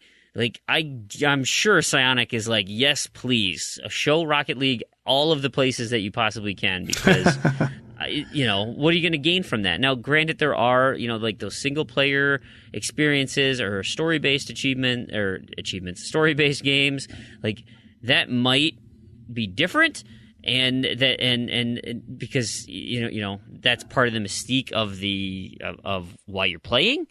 But all in all, it's still getting people to look at something you've created and generating interest, right? If a popular streamer is showing us a particular game, that's marketing right there that you don't necessarily have to pay for, or at least pay for that significantly. So anyway, what are your guys' thoughts on Nintendo? We've talked about Nintendo in the past, but just to to touch base again, are they just so archaic in their thinking, and they're just barely coming up with some sort of competent way to handle what is clearly the new wave of reviews and digital media culture? And I don't know, what do you think, Prue? You're a Nintendo guy. Yeah, I think it's really important to remember that Nintendo has some of the best game designers on the planet. I mean, I don't think that's really debatable, but I think it's also very important to remember that they're also run by dinosaurs who hate money. So it's whatever it is, whoever it is up top, or whatever group up top that makes the decisions for Nintendo are like you say, they're archaic, they're old, they have no idea of how the digital world exists as it really does in the real world. They just have these kinds of crazy thoughts about how things should be, and why are they fighting against these things? And you say these things are new, but they're really not. I mean, streaming has been around for years and years. They're fighting against, these are get off my lawn type people fighting against these battles that have already been fought and lost years ago. And it's like, it's not surprising to hear this, but it is frustrating. It's like, why not? Why? And I wish they would they're like so far behind PlayStation and Xbox at this point. I mean, they have been for years. Again, it's not new. This is par for the course. Why are we even talking about this? This isn't surprising. This is exactly business as usual. So I just listened to a podcast, Chris Hardwick's The Nerdist podcast, and he was having an interview with Max Brooks, the son of Mel Brooks, legendary comedic director.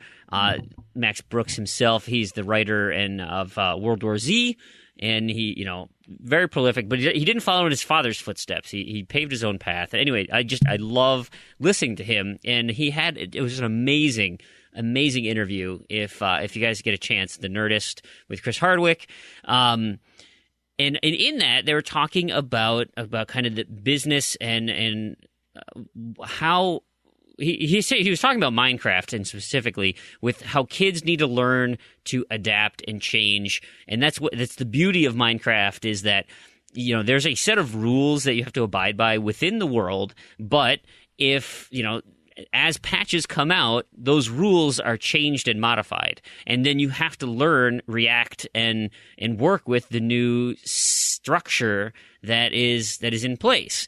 And he's saying, he's like, it's an important lesson to learn as a kid, especially in a video game, because you're not, the worst thing that can happen is Minecraft Steve dies. Like, that's the worst thing that can happen. You got to go pick up your stuff.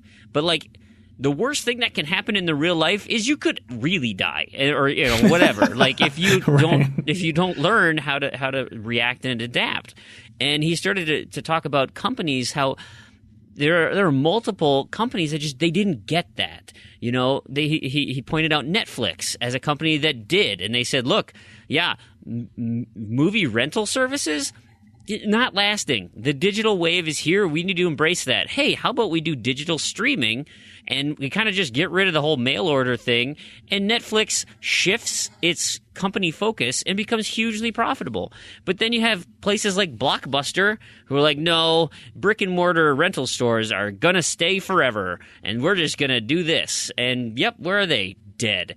And you had a whole bunch of examples of companies that are they're not changing to he also tied it to politics too, but not changing to be reactive to the way that and it goes to exactly to what you're saying, Peru. These, Nintendo is a very honorable, very strict in their cultural beliefs and how, this is how things are done and this is just how we do it.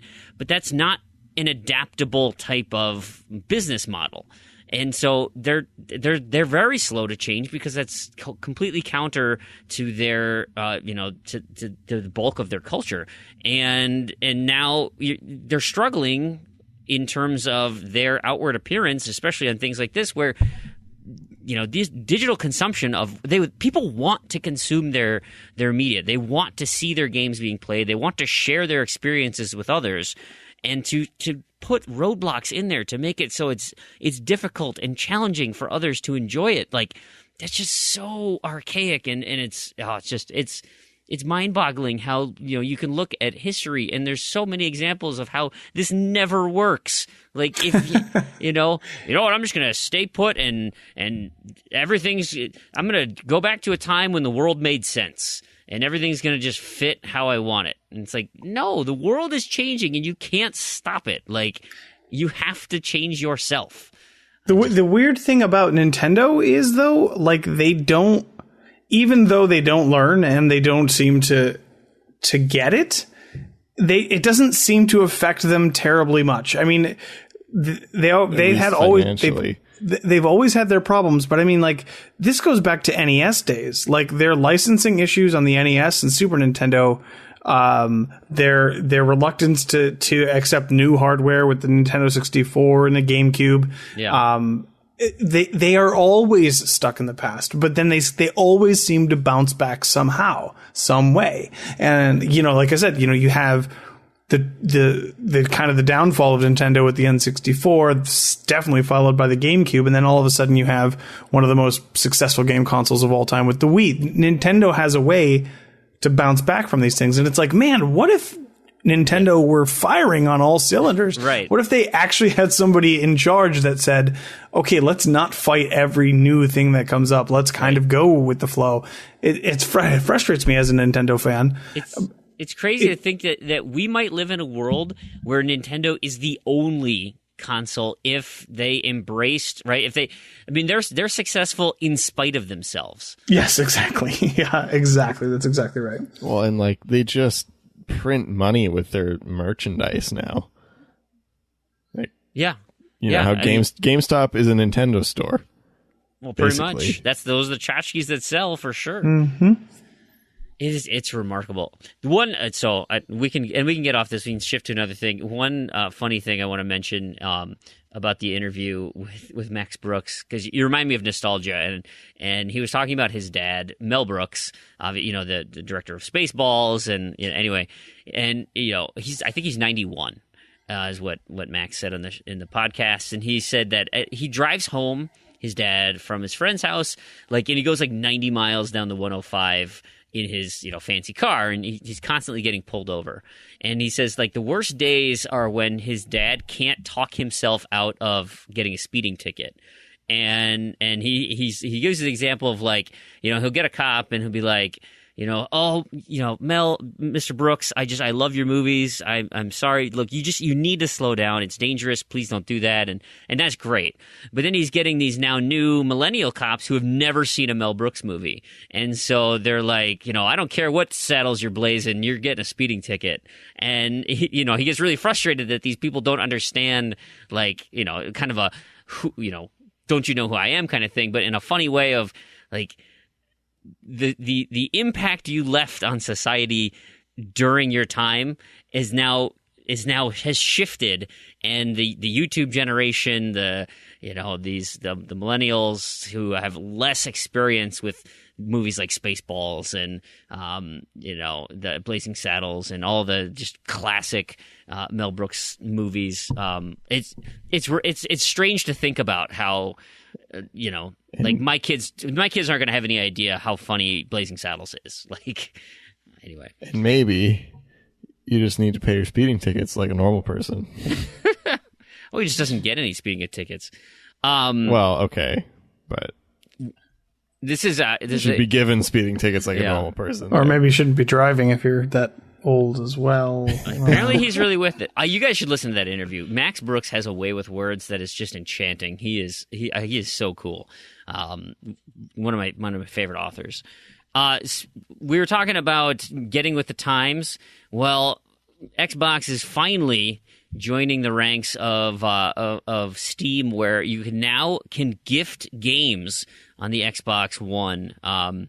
There's in the what is this, the alpha build here, or the beta ring, or whatever the hell ring it's in, because this hasn't gone live yet, right? I can't send you guys gifts yet. Yeah, it's not live, but it's coming. It's coming. There's a picture here on Windows Central that shows the buy as gift little button on the games page there. This is kind of cool, right? Now you can finally be They're like, oh yeah, killing. I think so too, right? Like, yeah, this game's great. Hey, you should come play with me, and you just send them gift it to them. Like, it's wonderful. I think it was, and I could be getting this wrong, so forgive me if I am, but I think it was Redemption who said he's planning on giving Clicker Heroes out to everybody on his friends list. Send it as a gift. I'm going to reject Money Clicker. I thought that was great. I reject that gift. Yeah, it's nice, I guess. I mean, there are definitely times that I would like, if I could push my friends over the edge to play this game with me by just gifting it to them. It kind of enables that behavior. So it's not, I don't think it's life altering or anything like that. It's not super significant, but it's nice to have that option. Agreed. I agree. I think, especially, so many of us as friends now in this community that we have, like, what, we really don't see each other, right? Like, there's not a lot of opportunities. And so, but we still have close friendships that we've developed. And so it'd be nice to say, you know what, hey, happy birthday. Here is a gift. I've sent you, instead of just, hey, I've added money to your account, do whatever. It's like, hey, I actually got a game I think you would like. It's a little more personal, and it gives you that opportunity to, share your interests with people that you care about and that are close to you. So good for you. Less cool is Groove music. Do you guys do Groove at all? Is that nope. I'm Nintendo style. I don't stream any of my music. Yeah, I'm not a music streamer either. So no, I prefer the download and load on your phone, iPod style. Yeah, and I just listen to podcasts on my iPod. So, but this, so when did they do the brand change? Because it used to be Xbox Music, right? And then it moved to Groove. I felt like that was just a little bit ago, wasn't it? It was pretty recently. 2015. Yeah. Xbox Music in general is pretty recent. Yeah. And they gave up on that one real quick. Super quick. So anyway, so they had Groove, their music launcher. Well, yeah, that's the end of that. The Groove is now going away because, well, they've launched Spotify. And Spotify, the Spotify app is coming to Xbox One, and that's kind of now going to be their default music streaming app service, whatever you want to call it. That and I mean, even because we have a couple people in our Discord chat that are Groove Music pass holders, and so they're gonna likely get some sort of refund coming through because I think it's canceling in December or something. I'm the same way. Yeah, pretty soon. I didn't adhere, but this is one of those things that I mean, Spotify's hugely popular, and so if you're not necessarily good at it, like Groove, right? If that's not your forte, like go ahead and just. It's the same thing with why Xbox doesn't have a VR right now. It's like, hey, you know what? We could invest in it, and probably do a pretty decent job, but let's just get on board with someone who's kicking butt with it. Like, we'll just wait and bide our time and come up with what makes the most sense. And in this case, handling their own digital music and rights and things, it's like, let's just let Spotify do it. It's a hyper competitive market, and it's why even. I mean, it makes sense to me. Like, why even fiddle with that arena if you don't need to? It's razor thin margins at that point, and you're fighting for the tiniest of profits there. Yeah. Just support their services on your platform, and just reap the benefits without any of the expenses, essentially. So, it makes total sense to me. Agreed. There's another thing that we're actually losing, and I'm not sure how devastating this is going to be for you, but AIM is on a DNR. So AOL Instant Messenger, do not resuscitate. It is dying. It is gone. Not yet, but they're shutting her down. How does this affect you, Prue? It makes me sad. In fact, I wish now, thinking about it, that we had an AIM client for Xbox. That would be pretty awesome. Well, it would be pretty terrible, actually, because you don't have a keyboard typically. But just to have I got it my out. chat pad. Yeah. Even then. I mean, I was prime Instant Messenger territory. Like, right when it hit in the mid to late 90s, I was right there with it all the way through until basically it shut down when MySpace and Facebook started showing up. And pretty much, man, that was my prime. That was my prime growing up time, and I loved Instant Messenger. I still do to this day. And I thought it had died already. I was very surprised to hear that it hadn't. But no, MSN died. That was mine. I'm a little younger, so I. Well, and the other thing too is like AOL wasn't really a thing in Canada, to my knowledge. That's because you're not really America. America Online. Yeah. Mm-hmm. So, not really a thing. So not a lot of people that I knew, at least, used AIM. But saying those truckfuls of CDs never made it. The CDs did. I just don't think we could use them because, like, the CDs were definitely a thing. Not as much as here, but, like, for sure, there were some AOL CDs kicking around. But yeah, no real AIM usage. I mean, I'm sure people did, but like MSN was definitely the dominant. Interesting. Messenger. That's interesting. I was pretty sad when that shut down too, because I mean, it's the same thing. It's like, it's kind of like the end of an era because it was very significant. Like, oh yeah, like MSN, I assume kind of the same way as AIM. That it's just, it's sad to see it go, but I mean, it really died a long time ago in reality, but when they actually officially declare it dead, it's kind of a bummer. There are a few things more nostalgic to me than those sound effects. Yeah. That the MSN name and stuff like that. Really like that little MSN jingle. Yeah, classic. Remember that on my old Windows XP laptop that I had back in elementary school. I remember getting so excited. I think it was the transition from Instant Messenger 3 to Instant Messenger 4, I think it was. And it was like, whoa, look at all these cool new things you can do and like these profiles that you can make and all these fonts they have and stuff. And oh man, God, that is bringing me back. That was a good time. Yeah. I remember the like, what were they, like the stickers or stamps or something. You could like copy them and save them to your own if someone else used them on MSN. I don't remember that. What were they called? Yeah. Not emoticons. Because emoticons are like the pre-emojis. When did they become emojis? I know there is actually a difference, but Movie. Yeah, I don't have a clue. I'm I have no idea. I'm too I have no old. idea. You guys are way younger than me. You should know. This is right in your alley. Nope. Are we that much younger than you? No, I remember this like coming home from high school and plopping down on computer and having 12 different chat windows going. Instant messages flying around. That's where the birthplace of the gamertag Freemhole. That was my AOL sign in. Ooh.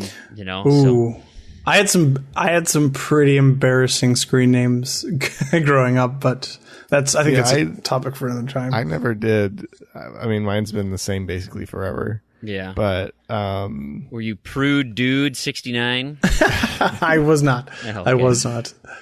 I eventually I developed a don't know. scheme, but early on it was, before you know better of what you're doing, maybe you make a mistake or two. So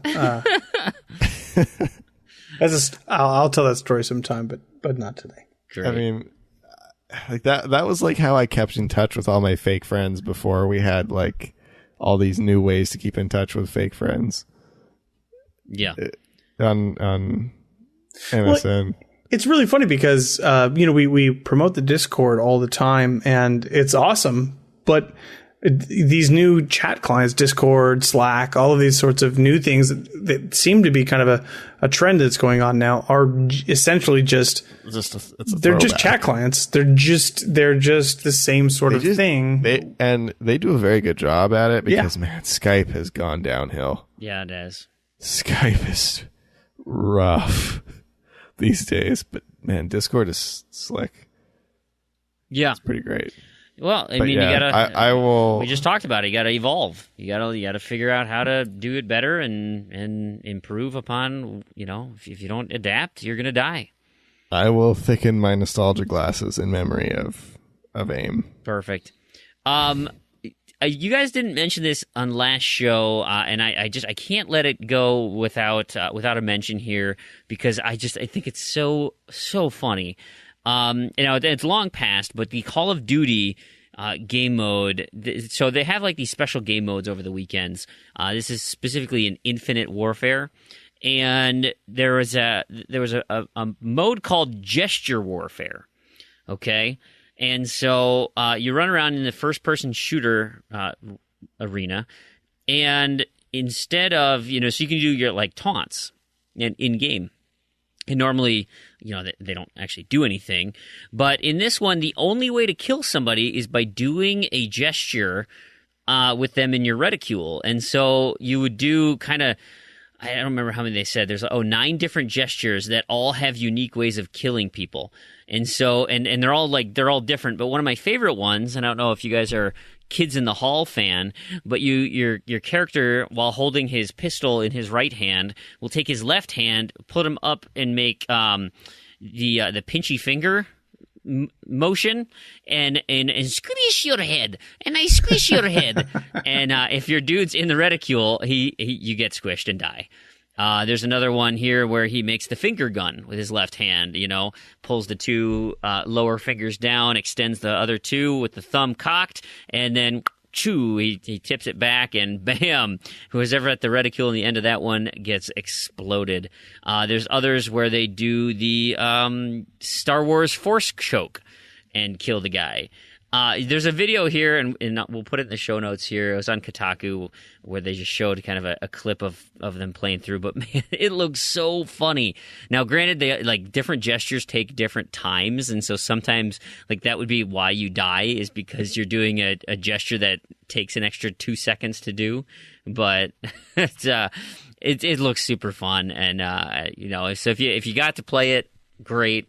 If not, hopefully it comes back on rotation, and you can play Gesture Warfare. The last thing I want to talk about in news here is I think it's the last thing. No, there's one more thing. But speaking of warfare, PUBG.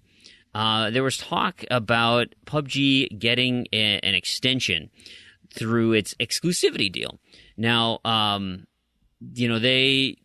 Microsoft obviously has the strange terminology of launch exclusive, where we don't quite know what that means per se. According to Bloomberg, they're saying that like typically those things last about 3 months, but apparently, again, according to Bloomberg, this is through Windows Central. They had working on an agreement between Bluehole and Microsoft to extend that exclusivity deal for a longer period of time. What are we talking, like a year, maybe? I don't know. I mean, with the success of PUBG right now, I think as long as you can keep that away from PlayStation is the best thing you can do to try and narrow that gap. Here's a crazy idea. Do you think Microsoft would ever just buy Bluehole? Well, they bought Minecraft. Yeah. They bought Mojang. Yeah. Mojang. So it wouldn't. That would be a big investment right now with like the potential of PUBG. Yeah, but I mean, they kind of bought Minecraft when it was at that level. Yeah. I mean, Minecraft I'm sure they have the money, but I mean, it's just not going to be an easy acquisition. I don't think. Well, I think it would be a smart time to do it. Yeah, I think because so. I don't think PUBG is going anywhere for a while. Not with the numbers it's increasing by. It's insane how popular that is right now. Yeah. And hey, maybe with Phil's recent promotion, maybe that's where he could be eyeing it. Who knows? I don't know. I don't know either. But yeah, I mean, it's interesting to think about. Now, of course, let's talk about the exclusivity part of it. Where I mean, they absolutely could extend this. When it says launch exclusivity or coming first in 2017, I think everybody universally believes that that's just, hey, games coming into game preview, because Xbox has a very well-established game preview program, and PlayStation really doesn't. You can have. I mean, Fortnite shows us that you can actually have a game preview game with print copies out in the world. So who knows what anything means anymore, but. That kind of using the game preview program in Xbox as a test bed to understand, the nuances of establishing this for console, doing balance changes, letting the bugs just kind of come to the surface as they appear, and dealing with them, on a case by case basis, versus trying to button everything up and doing a full launch off the bat. So, but do you really think that could be a 3-month thing? I mean, do you think they're really that close? I mean, it's not even technically fully launched on PC right now, right? It's still technically in beta. Yeah, I mean, I would think that this is one of those games like Ark Survival Evolved, where it's in the game preview program for well over a year while they just continually to modify, and they do the Minecraft thing and eventually roll over version 1.0, but I don't know. But whatever. If Microsoft was smart, I think they would pull the same thing they did with Minecraft. And I mean, it seems scoop it up while you can, while they're probably willing, and they can see all those resources that Microsoft can bring, and then of course Microsoft will have a giant bullet point. I mean, obviously Minecraft is a huge selling point for Microsoft, and it is still multi-platform, so they could still reap the benefits of that if they so chose. So I'd be curious if, do you think, what if Brendan Green doesn't even want to sell? Is he own Bluehole? I guess I don't even quite know how that's structured, but I mean, ultimately, if you wanted to buy Bluehole, everybody has a price. I always talked about that, I don't know, but in theory there is. But Prue, could I pay you enough money to murder somebody? Oh yeah, totally. There is a dollar value that exists or something. Oh, of course there's of course. Well, I don't want to sound like a murderer. I mean, if you said you can have infinite money for, no, I don't know. I guess I probably wouldn't do that. But this is not murdering somebody. This is not murdering. The question is, do you have enough money that you're content for the rest of your life, and do you really like working on PUBG? So you say, okay, I've made so much money on this game now that I'm set for the rest of my life to live comfortably, and I still really enjoy working on it. That would be the point where you don't sell it because you just want to work on it. Yeah. Now, I don't think that's the case because loot crates are being added. And the only reason you would add that is you wanted to make more money. Well, yes and no. And it really depends on I guess depends on his perspective, but like look at Notch, right, where he just left the whole thing. Once the transaction went through, he was like, nope, I'm out. I don't need to deal with it anymore. It depends. If you're the creator of this thing, it really depends on how protective you are of it. Now, somebody who creates this amazingly successful, popular property can say to themselves, well, I scraped and I worked as hard as I could with limited resources to accomplish this thing. And I can spend my time, my life, now my considerably larger resources on improving this one thing, or I can basically accept essentially unlimited resources to create whatever I want for the rest of my life. And I think that's the kind of power that Microsoft would have to give to them. Like, hey, no, like, look, we're going to buy this thing from you.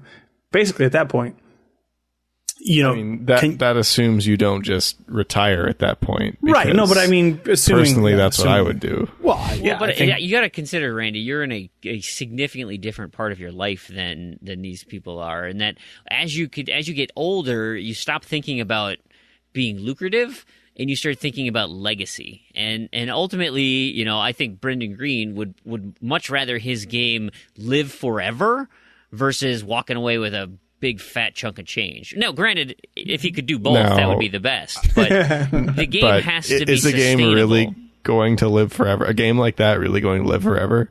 No, but you could. I mean, Mario Brothers isn't going to live forever, but Mario as a brand can live forever. Mario Brothers will live forever. PUBG is a game that requires 100 people to be online to play. I don't think it's going to live forever. But as it's going to have its run, but I don't think so either. I mean, you look at even a brand like, I want to say a brand like Halo that's dying, but I guess it's not. I don't know. Is it? Yeah. No. What do you mean? It totally is. It absolutely is. I just mean in relevance. Is like, of course, what's Halo's run been since 2001? How many people do you know that have played Halo 5? Not many. Exactly. Yes, it's absolutely dying in relevance. Maybe not in profits, but in relevance. Yeah. But, I mean, look at it. So, Halo came out in 2001. So, that's a 15-year legacy. But it's fading. I mean, Halo, the original, and we're talking like that's a big franchise. Yeah. And it's got a 15-year run. But Mario Brothers will live forever because it is a crucial piece of gaming history. Well, I would argue the same thing about Halo. Yeah. Why couldn't you say the same thing about PUBG then? Like, fine. Don't think about long-term legacy, but if you could say they hold the record for the largest, most concurrent players online at any given time, that could be one of the greatest video game achievements to say, at one point we had 10 million people online at one time. Well, what difference is that going to make when at some point somebody's going to have 40 million people? Yeah, it's just going to be broken. Or 55 million people or whatever. I mean, that seems like a super arbitrary thing. You have to have, I don't know what it is about Halo or Mario Brothers, but those games were very significant milestones where PUBG is a big deal. But I feel like with those type of almost exclusively multiplayer-centric games, they don't have that same lasting legacy. Yes, they're very big for their life, and then they disappear. And it feels to me like PUBG is more about the idea of the game type, the game mode than the actual game itself. That's what makes it popular. It's like if Horde mode was its own game before Horde mode was a thing. But in that could give it a legacy, though. No, for sure. It would give it a minor legacy. It wouldn't be the same as a Halo. It wouldn't be the same as a Mario Brothers. Yeah, I don't know. I mean, suffice it to say, there's no indication that PUBG is going to be sold or bought or whatever, but what we think we can agree on is it's huge now, and it's only going to grow in the near future. What do you think for legs? Like where do you want to draw a line in the sand on where you think this thing is gonna be done? What, in like years of life? Yeah. Do you know. think How long has League of Legends years? been around? 10. You think it has years? this? I don't know. No, I'm just using it as a benchmark because PUBG is going to be an esports popular type game. It's a big streaming game. Yeah. So, but it's not I'm as just looking it's not at, like, as competitive as those games, right? No, but it's. I mean, maybe, but the well, thing not about as competitive, like technically. But well, like, I mean, even by game design standards, right? Like the big thing about those the MOBAs and stuff is like they're team based and all this sorts of things. I mean, not to say that it matters. I don't know. I just mean in terms of like, I feel like a lot of PUBG's popularity. I mean, of course, a lot of it comes because it's super fun, but I don't think it would be anywhere near where it is now if it wasn't for its incredible popularity on streaming. Yeah. And that will fuel its success and its failure, I would imagine, is once the next streaming game comes along, PUBG is going to lose some player base, and then it's going to dwindle and dwindle and dwindle until there's just a few people left. I don't know, I think it was just a few weeks ago, right, that they got really upset about Fortnite coming out with their version of that game type.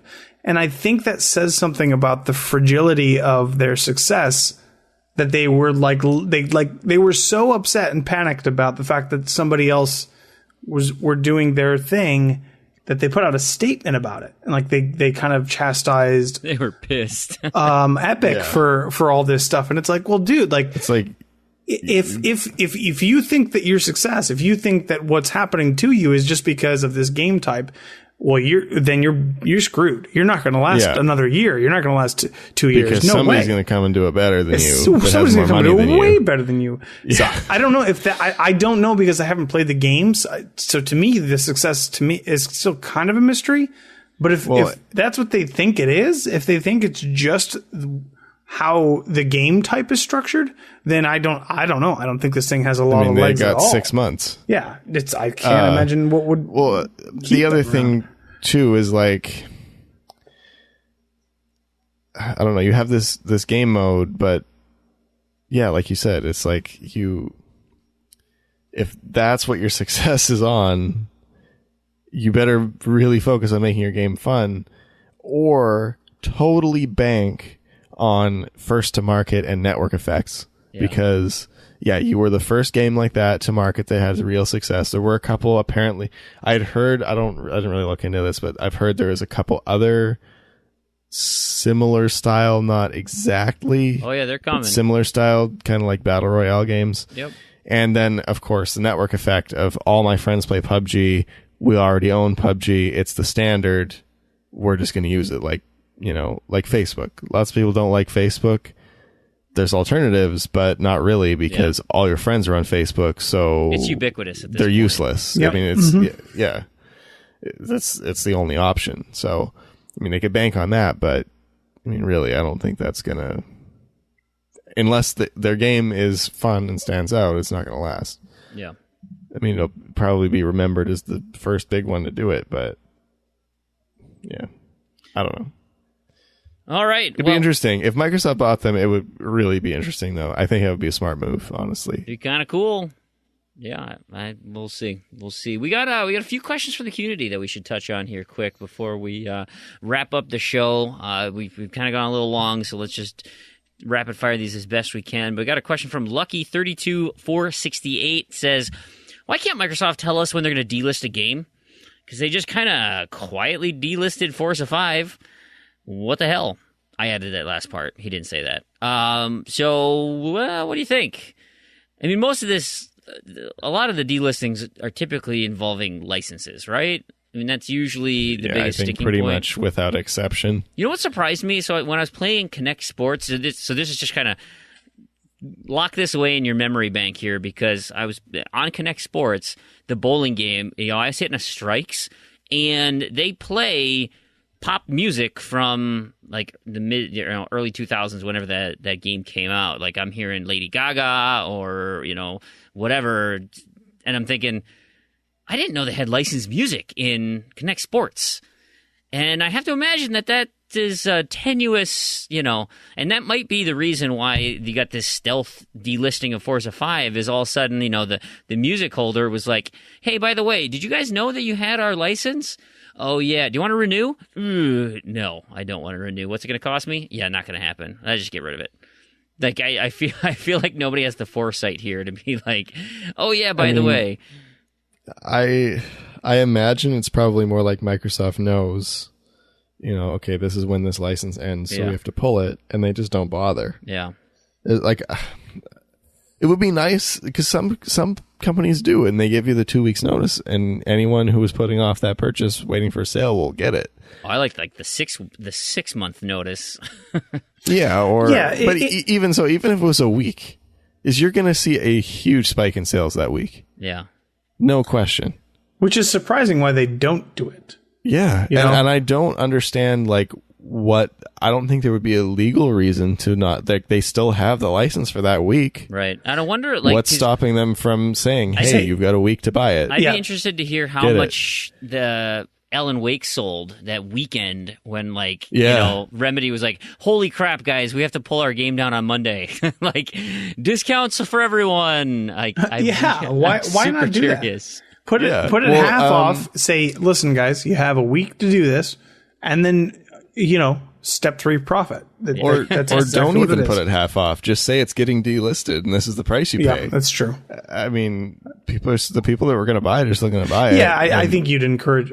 Well, that would be a whole thing. I mean, the half off is nice. I mean, it encourages more impulse buying. Yeah. Because I remember that Burger Time World Tour did the same thing a month before it got delisted. It was half off or 70% off or something, and that was a game that I planned on getting. I was just waiting for a sale, so of course I scooped it up in their announcement. Otherwise, I would have just missed it. Right.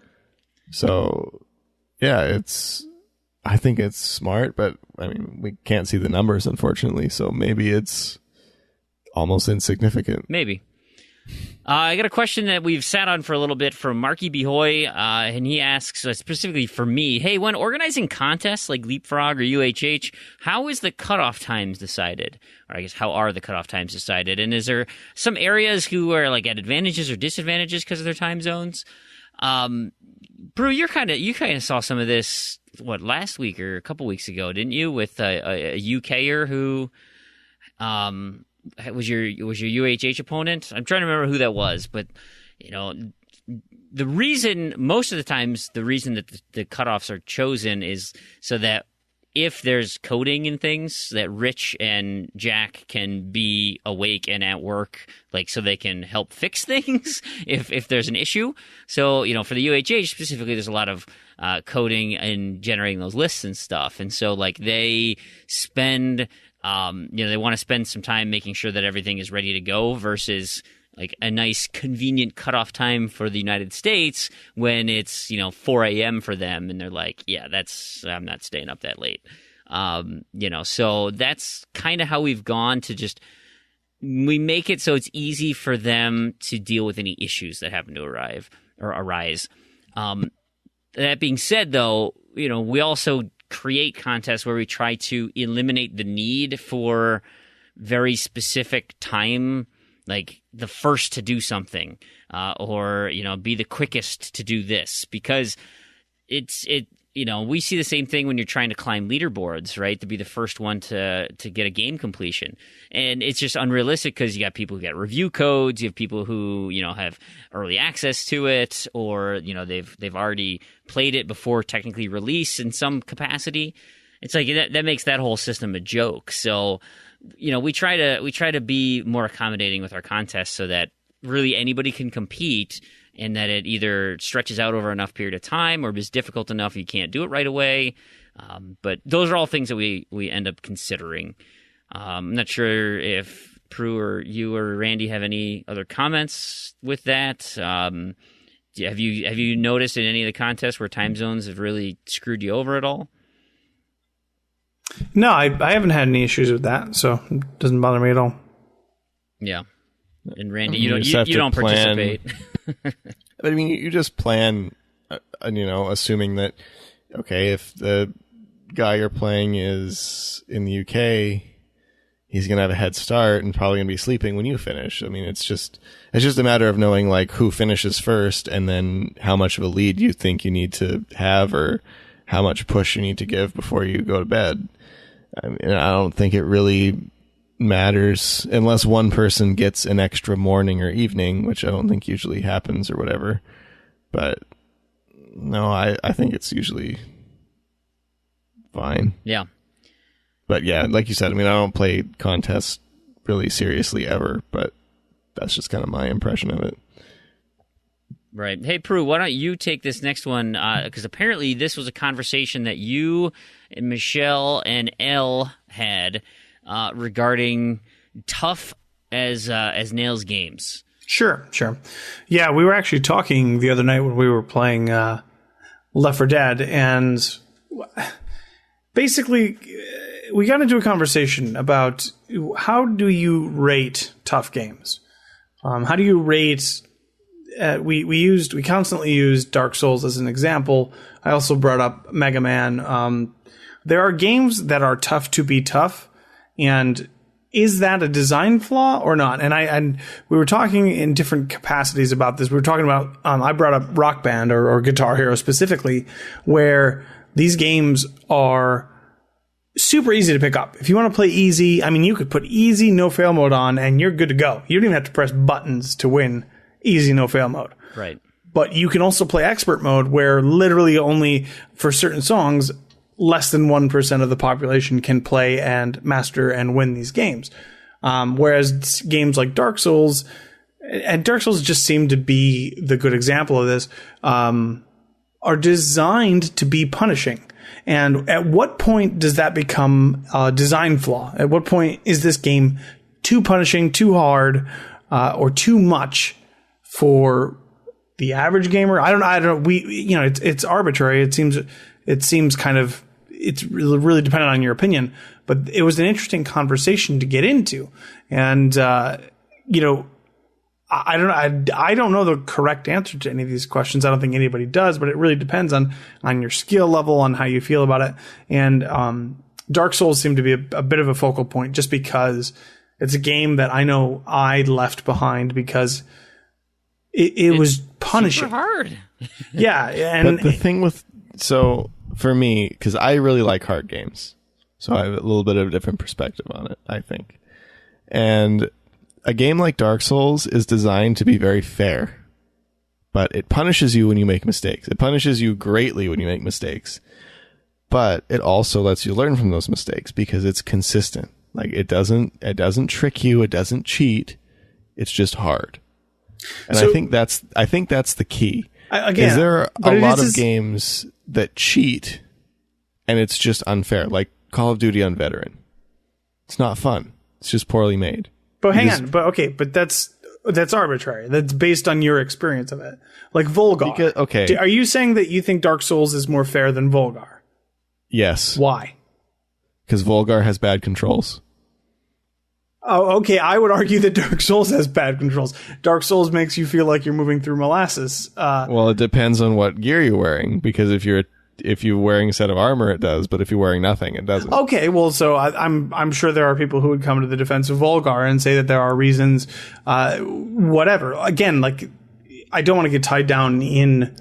The issue is not to get tied down on specific Let's leave the games. controls behind in Volgar, but there is what I think is a design flaw in Volgar is that the only way the game basically assumes that you're playing at max power up the whole time. Okay. If you get hit once, it immediately becomes significantly harder to succeed anymore. But Dark Souls has the first enemy you encounter. I don't know if it's the first enemy, but the first boss certainly. The tutorial of Dark Souls is essentially unbeatable for somebody who's coming into the game fresh, correct? But when you get killed in Dark Souls, you get a second chance. Okay. You get to pick up what you lost. Okay. In your second chance of your second time playing through your Dark Souls tutorial, you're going to die again fighting that same boss, correct? No, you run away because you learn that you can't kill it, you and don't you have to know. look for a way out. In a lot of video games, you can't just run away from the boss. Right. You will go back there and think that you just messed up, and then you would just die again because that's how video games work. You don't necessarily. But when you hit that boss, I'm just saying, do like one little tiny sliver. It's do okay. you not try to find another solution? I am saying again. This is why this is exactly the crux of the conversation that we had the other night. It's not specific. You can't really pick out specific games. You can use them as examples, but it's really difficult to compare them. What I'm saying is there are certain games that are of X caliber difficulty, and when does it become a design flaw? And when does it become part of the design that it's okay for it to be punishingly difficult? Now, of course, it's different for every player, but it doesn't seem to be.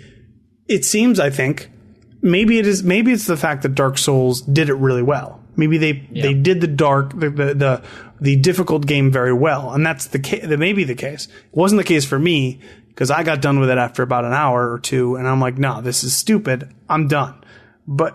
And everybody has their own point. So I'm wondering, how do you determine whether it's good design or whether there are people who are just stubborn enough to continue to play it when it's super, super difficult? I'm going to go back to the cheating computer because that's what it really comes down to. A game that is difficult but fair, the computer doesn't cheat. You're always, the rules are always the same. You know what to expect. It is beatable. It is reasonably beatable. But you have a game like the racing DLC in Crackdown, where the AI can have the slowest car in the game and you have the fastest, and they still catch up to you because they're rubber banding. Yeah. And it's just, it makes it impossible, and you don't get that benefit when you are behind. So as soon as they pass you, you just lose. I guess you could eventually beat them in a race, but basically what you have to do is you just kill them all and then finish the race, which is dumb. It's just cheating AI, and it's hard for the wrong reasons. But it's not cheating AI when the tutorial boss can kill you in 2 hits and you literally have no equipment? There's a real way to proceed. Is you there? just couldn't find it. Yes, you run away and then you come back and kill him. Hang on. If there's a real way to proceed in Dark Souls, whereas you run away, which is kind of against your gaming instincts, and there's a real way to proceed, as you just mentioned in the Crackdown DLC, where you can kill the other racers, which actually, that's an option. I mean, they do give you that option. Okay. I'm pretty sure they tell you can kill them. That's fine. That's fair. Those two things aren't the same? How is that not the same? It's exact. To me, that's the exact same situation. Okay. I feel like the killing... Well, I don't think running away from the tutorial boss is something you encounter in 99% I guess beating them in a race for real is like killing the tutorial boss off the bat. It's super, super hard, but you can do it. Right. Theoretically possible. Yeah, it's theoretically possible. Wait a minute. Okay, that's my point. But not the path of least resistance. Okay. That's fair. But I'm saying that if killing the tutorial boss, that is something that you're expected to do.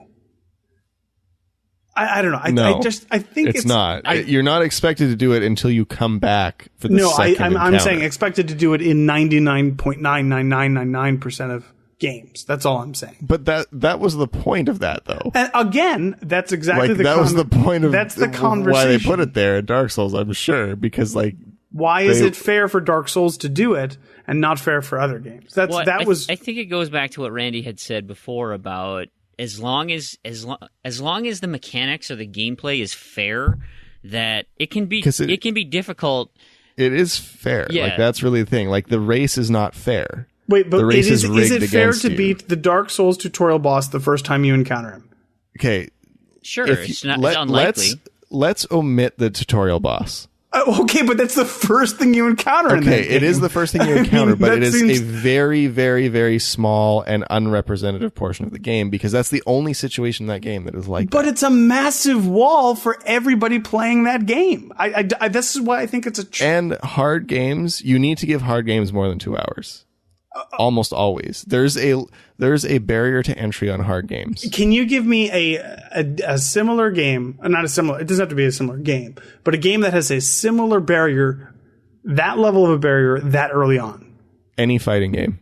Absolutely not. What are you talking about? Well, you can play Killer Instinct on easy, right? You don't have a. I don't know. Is there a difficulty level on Dark Souls? I'm not sure. But if you're playing against, like, I can't go onto if you play Marvel against versus another Capcom. Person in a fighting game. Well, then you can't compare that. That's totally unfair. That's apples to oranges. I'm talking about story mode. You get into this RPG and you... Okay, not an RPG, because Dark Souls is like the only RPG like that. Okay. Or, we can find a game. I'm sure we can find a game. But off the top of your head, could you come up with one? Give me like 2 minutes. Okay, that's fair. I'm just... You guys can keep chatting. And I don't think... And I really don't... I actually don't want to keep harping on Dark Souls.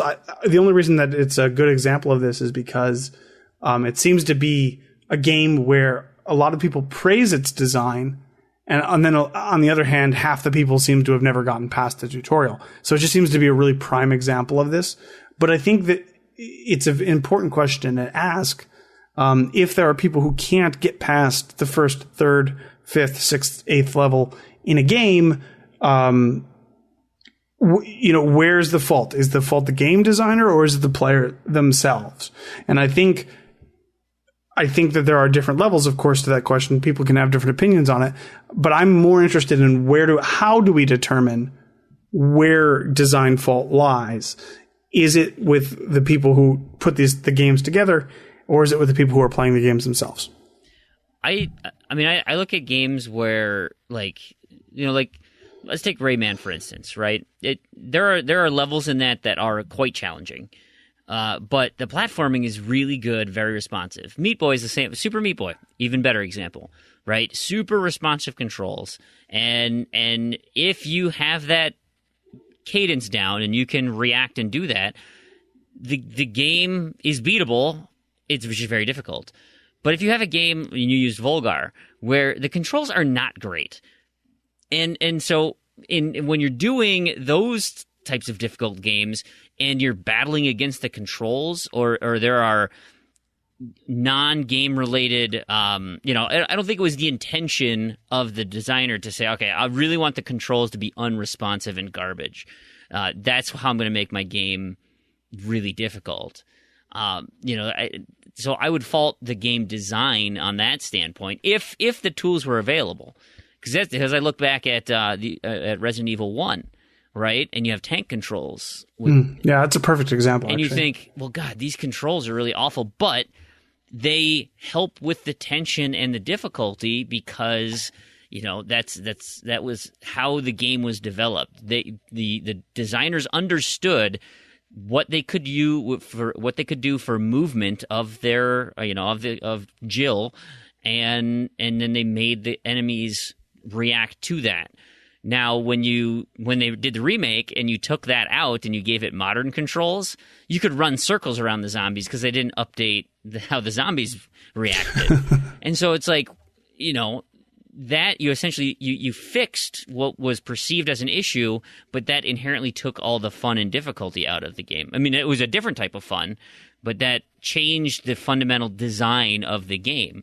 So I think you really have to analyze each one, each example, and say, okay, can we definitively identify that this was game design? I would say that Dark Souls is very much game design. It is intended to be punishingly difficult, and it's not because they weren't conscious of it or there was a hurdle they couldn't overcome. I think they purposely set it up that there is a way to do it, and it's unlikely that you can do that. Rubber banding, I think, actually would still fall under game design, and just say, look, we want you to have a perfect race, and if you mess up, you're going to get punished for messing up. Don't miss that corner. Don't hit a guardrail. Don't whatever.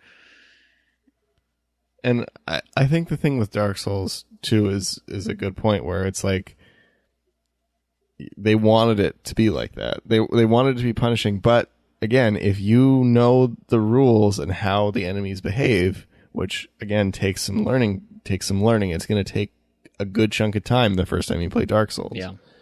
They wanted it to be that way. But then once you get good at it, you can beat the whole game without using bonfires like my friend did. So if you die, you go back to like the beginning of the game. Yeah. You don't have to beat all the bosses again. But Prue, have you watched Cloudberry Kingdom? And No, then the other, I mean, Resident Evil was actually the first game that came to mind when I was thinking of another game like that, where it is very iconic in its design. I mean, I've never played it, but I know that those type of controls have a huge learning curve. But there's a reason we don't use them anymore. I mean, they were good for the time when it was a situation. Purpose. Yeah, they served their purpose, but we don't use them anymore. It made that game what it was, though. Of course, and you could say the same thing about Dark Souls, I think, as well. But I mean, what purpose are you serving? Like, all right, let's just say that again, we're using Dark Souls just as an example. But if you made Dark Souls, and the default difficulty was normal, and that's what how it is when you boot up Dark Souls right now. Like let's just say that's normal. For Dark Souls, because they want it to be difficult. That's fair. That's fine. That's okay. I have no problem with that. Why not include an easy mode? So that why shut people off from it that want to play the game, and even if you don't make it the default, so most people probably wouldn't even realize it, but give more people access to that game. I think because Dark Souls is not supposed to be for everyone. Okay, and that's fair, but I think that's a design flaw. Then I mean, I don't know if that's their intention, but that is part of the appeal to me or actually part of the lack of appeal of so many AAA games now is that they're trying so hard to appeal to so many people that it ends up just ruining kind of what made a lot of games great. Where it's like it was okay to have a game that not everybody has to like. It doesn't have to be a blockbuster, where I feel like Dark Souls kind of nailed that, where it wasn't for everyone, but it was still for a wide enough audience of kind of like, like a hardcore, like medium hardcore to hardcore audience that likes to invest a good chunk of time in a difficult game that doesn't have an easy mode so you can breeze through the game. Like, I think that was kind of their design choices. Like, beating Dark Souls is an accomplishment because there is no difficulty select. Yeah. There's only hard. Well, I look at it as getting a participation medal, right? Like, hey, thanks for playing our game. You finished the story. Here's your medal. Thanks for playing. We appreciate it. If you want to go, there's an achievement for beating it on hard, but, you can get what you get here. And Dark Souls says, well, no participation medals. Like, this is the game. No hand-holding, no participation medals. You die, and then you figure out how to do it. And I think there's some level of satisfaction in a game that is punishingly difficult, where you are beating your head against the wall. You know it's possible, but you don't have the skills. And you try, and you try, and you try, and you try. And now your investment in overcoming that obstacle continues to build. And when you finally have that breakthrough, or you can actually do it, then your moment of satisfaction is so much greater. And that's why the game resonates with so many people, is because, you put so much into it to try and get past this part, that when you finally succeed, you're overwhelmed with emotion because it's amazing. Or, like me, you get crushed and say, oh my God, this is so awful. Like, I'm just hurting myself trying to do this. And that's totally fair. And the other thing with Dark Souls too, that I think this is what happened when I played Demon Souls first, which is the kind of spiritual predecessor to Dark Souls. Basically exactly the same gameplay, just different series, different universe. But I had to turn it off and just walk away for the day many times because it was very difficult. It was very frustrating. Mm-hmm. But that's the key, is it's not a game you just sit there and bang your head against the wall. You play it for an hour, you get mad, and you turn it off, and you come back tomorrow. Right. It's not something you just give up on. Like, you have to keep going back to it. And I think, again, it's not for everyone. You have to be kind of like a thrill seeker. A gaming thrill seeker. What I wanted to say, and I should put this into the show notes, because if you haven't seen Cloudberry Kingdom level 319, oh, it's ridiculous. It is absurd. Well, and you could say the same thing about Jitterbug, the Jitterbug achievement in Deathmile. That's another level. Jitterbug is a whole level. I would of compare it. accomplishment. I would compare it to level 319 in Cloudberry Kingdom. Way more people have done Cloudberry Kingdom than Jitterbug. Shut up! No way. Yeah. Really? Yeah. Anyway, level 320 is even harder. I thought 319 was the hardest, and then 320 No, was 320 is harder. There's just less people that have made it to 320. Sure. So there's less videos of it. So when we were actually talking about this, that's actually a really good point. Well, I mentioned that there were, there are Mario Maker levels that literally only the creator has beaten. yeah. Now it's impressive. I mean, it's amazing that these people have constructed these levels that are technically beatable, but essentially not by most people. And in a way, in a manner of speaking, it is impressive by design standards. But as a game design, as something that you presumably want other people to play and possibly have the chance to complete, it's not good. It's not good design. So, well, I think you have to shift your idea of game design in the sense that what was the creator going for? Was the creator going for something that should be, difficult and approachable that people can do, or a piece of art as this is the most magnificent, difficult thing I've ever made, and only one person has ever beat it, myself? Like that's kind of where I start to look at it and say, maybe that's the achievement is that it's a standalone piece of art that you've made something so difficult. You yourself have been able to do it, but it's so unbelievable. And the reason I brought up Cloudberry Kingdom before is because if you die, you can play a video and watch the computer do it. And it's like, okay, well, hold on. So technically, a computer, which knows every movement of every object on the screen and can find a path using the physics in the game, can plan a path that, yes, successfully does that. And in theory, a human being could replicate that movement that technically it's beatable. Now that, to me, I think is dumb game design. Where if you have a computer who can, because then let's say you take level 319 and you make it 30 minutes long, and say, well, in theory, the computer has found a path that you can do, and it takes 30 minutes of absolutely perfect control. But in theory, it's possible. Like, that's crap. That is total garbage. Right. But it's, I guess that's my point. It's a sliding. Just an FYI, 13 people have completed Cloudberry Kingdom. Versus how many jitterbugs? Like 3. Jesus. Suffice it to say, I mean... And that's one... The North American version is harder. Only one person has done that, as far as I know. Yeah. I mean, I haven't checked in like a year, but I don't think there's going to be any more. All I'm saying is difficult level or difficult game design only is impressive until you don't like the game or you don't appreciate the game's mechanics. Yeah. I.e. vulgar, i.e. whatever game that you don't... But, Dark Souls for me, i.e. whatever game that doesn't resonate with you. It's hard games are. I feel like a good hard game should be built in a way that it is not for everyone. It cannot appeal. And this is why I brought up Rock Band and Guitar Hero. You can build a game that has ridiculous amount of skill level inclusion, and you can do it right. So I think.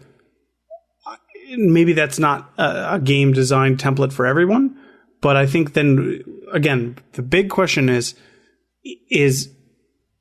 tough game design good because it's tough, or is there a level, or how do we arbitrate which one is better than other? I don't know. It seems to me that if something's tough for tough's sake, it doesn't make it good. I guess that was my only point. Yeah.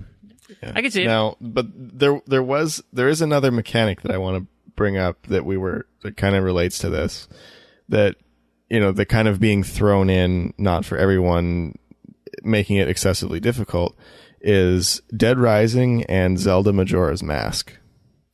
The time mechanic. Yeah. That really, I think Dead Rising was probably the closest RPG example I could think of.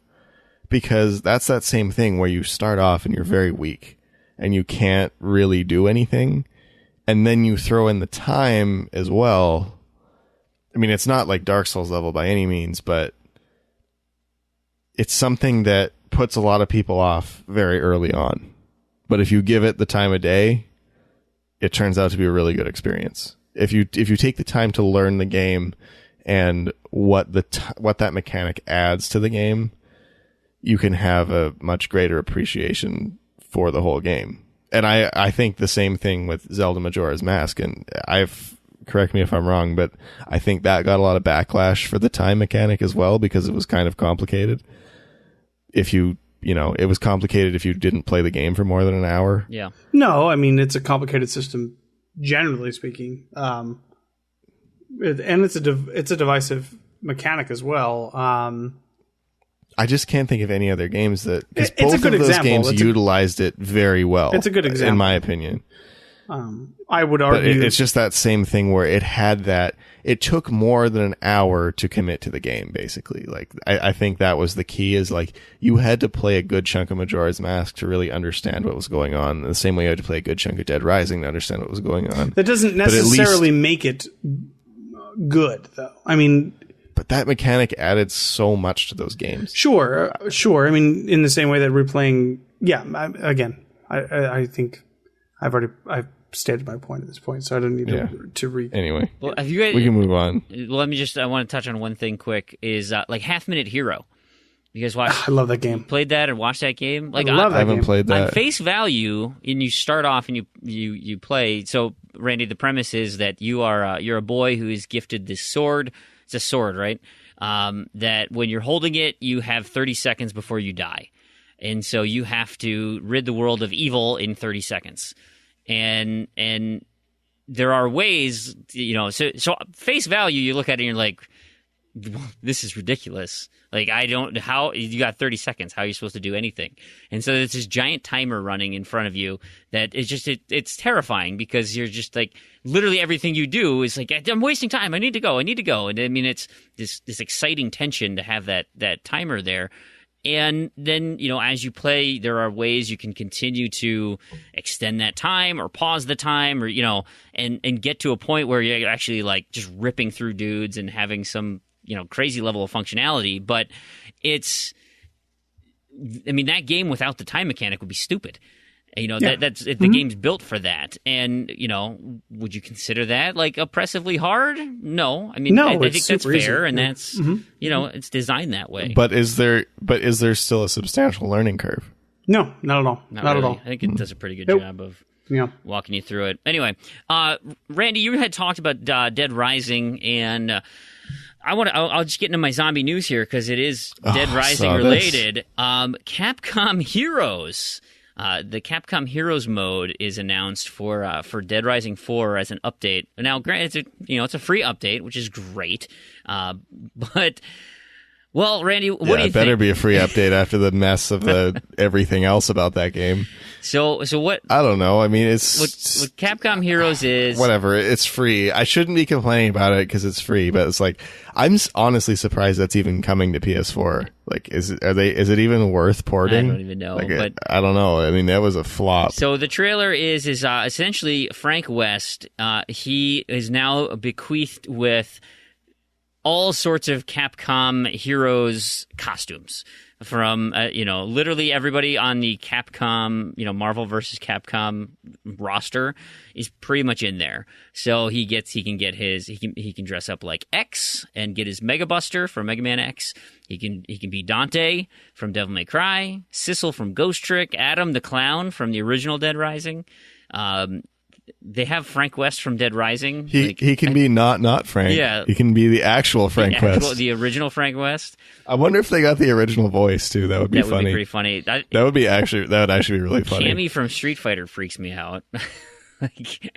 That looks pretty gross. But yeah, so anyway, just bizarre. Just bizarre. Capcom is essentially has become a farce of a company. Like, it just Can we just end Dead Rising, please? Like, let's let this be, and then we can just not have any more. Yeah, you have to think that it's pretty much run its course, don't you? Yeah. I don't know. It really. I mean, I hate to say it. I mean, I love the series up to 4.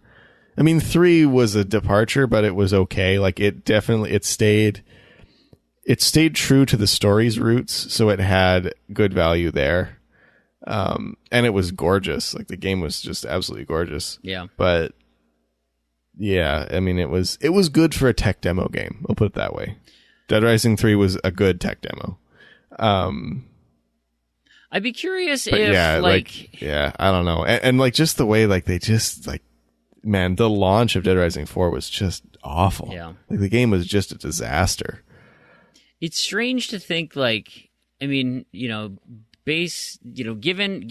what Dead Rising 1 was, and then the direction that they took the game in the iterative game since Dead Rising 1, like, they just went the wrong way, really. Like, I mean, ultimately, Dead Rising 4 could have been a great game, but they focused on the things, and maybe that's what people wanted, and you and I are just... Well, clearly it wasn't, because it sold very like poorly. You're right. Yeah. So perhaps they were the ones who made the mistake. They made the wrong bet, I guess, is essentially where we're at.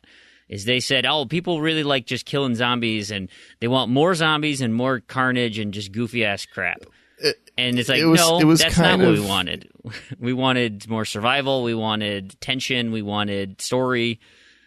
Yeah, and not just, like, stupid one-liners throughout the whole game and things like that. Yeah. It's like, I feel like Dead Rising 4 is kind of like Guitar Hero Live, where it was a Dead Rising game made by people that had never played Dead Rising, which is not true, because it's the same studio that did Dead Rising Off the Record, and actually I think from Dead Rising 2 on, I think the same studio had been doing Dead Rising.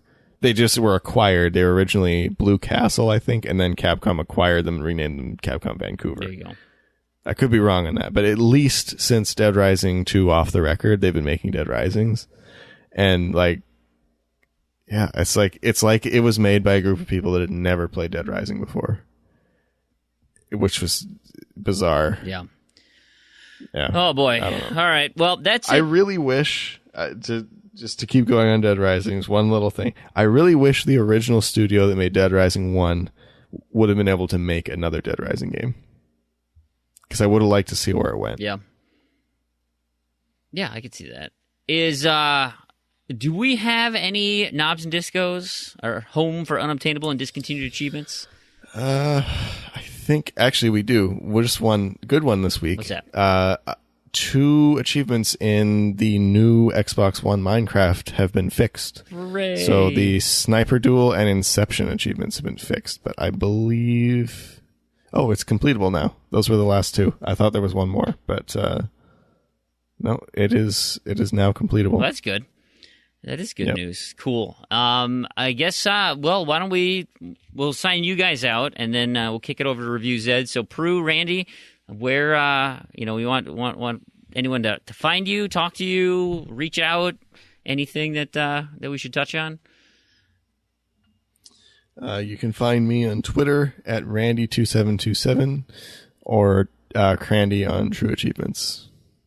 Fantastic. Prue, what about you? People can find me on Twitter at OneUpDan. That's the number 1, not the word. Delightful. And I'll sign out in a little bit after this awesome Review Zed segment. So here we go. Roll it, guys. Z to Z Podcast presents Review Zed. All right. Thanks for that, Free. I think that was Free. So, back for another week of Review Zed. Got Planting Warren with me. What's up? What's up? All right. So this week we're reviewing DreamBreak. This was developed by AIST, A-I-S-T. It's probably quicker just to write that. Only game I've seen they've developed. Published by Digerati Distribution, one of the fabulous ID distributors out there. And this was released on September 15th of 2017 with an Xbox One store price of $9.99. So, Warren, explain to me what I just played. Well, that's probably a good question. You start as a janitor, and after unplugging a toilet, I believe that was the first thing you had to do, life gets weird. Really, really weird. Enter the kind of point-and-click adventure platformer thing. It's not really point-and-click per se, but it is kind of like a point-and-click. There's specific things you got to interact with to advance the story. The way that this game does it, though, is kind of cool in the sense of the things you interact with are all orange, as opposed to having like button prompts and words and stuff all over the screen kind of ruining the HUD and the scenery. It's just simply, if it's orange, you can interact with it. And you probably should, because there's nothing really superfluous in the game. It's just, if it's there for achievements or for story. So grab it. Speaking of achievements, they're really, really easy, to the point of this is like a 2-hour completion. All of the collectibles, of which there are a few, are incredibly obvious, also orange, and on screens. Like, there's nothing you have to go and look for. Every screen needs to be played anyways, because it's just as you progress through the game, and every now and again you'll find these collectibles, like records or little like leaflets. They look like pieces of paper with writing on them, kind of. Yeah, it literally looks like is that on the control? No, I was going to say, it almost looked like one of those pages, like where you have, maybe is it Killer Instinct, where it's like the menu button, where it's the page with the fold over on the like if you're on a copier, and it's like which way to have the paper oriented. Exactly. Literally, it looks exactly like that. And yeah, you cannot miss these things. I'm really, like, at the end of the thing, I mean, obviously, I think we both got 100% collectibles. Is it possible to actually miss one? Yes. I can think of one record that I did not actually have to go on to a level that it's on to get. You know, why would you not pick it up? I don't know. But, I mean, you could theoretically miss collectibles if you just didn't grab them. Okay, yeah. But I'm going to just, like, were there any on a screen? Because there was that one towards the end where you had to go down and grab it and then fill the water. Otherwise, you wouldn't. Ooh, good point. That's probably the only one. But then again, you see that, like, if you do that, that's exactly what I did. I walked in, I'm like, oh, control panel, used it. Filled the thing with water, go, crap, I wanted that collectible. Okay, kill myself. Come back. Problem solved. Yeah, it wasn't that hard. Yeah, exactly. You really don't miss much.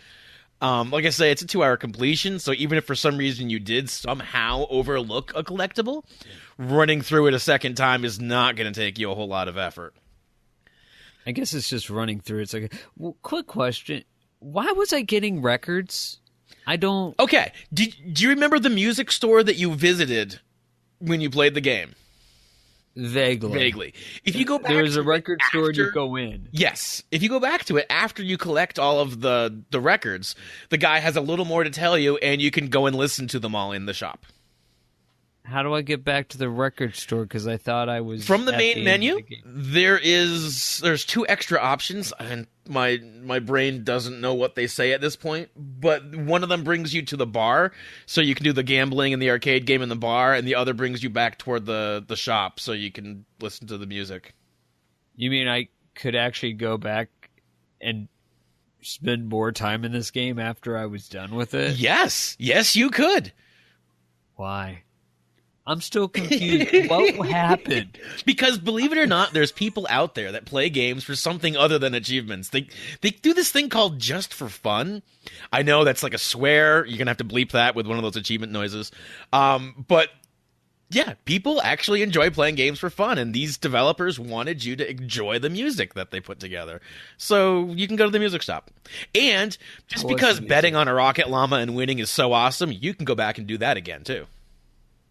Rocket llama, yeah. That was a llama? That was a llama. I couldn't tell it. I thought it was a wolf. Yes, it's a llama.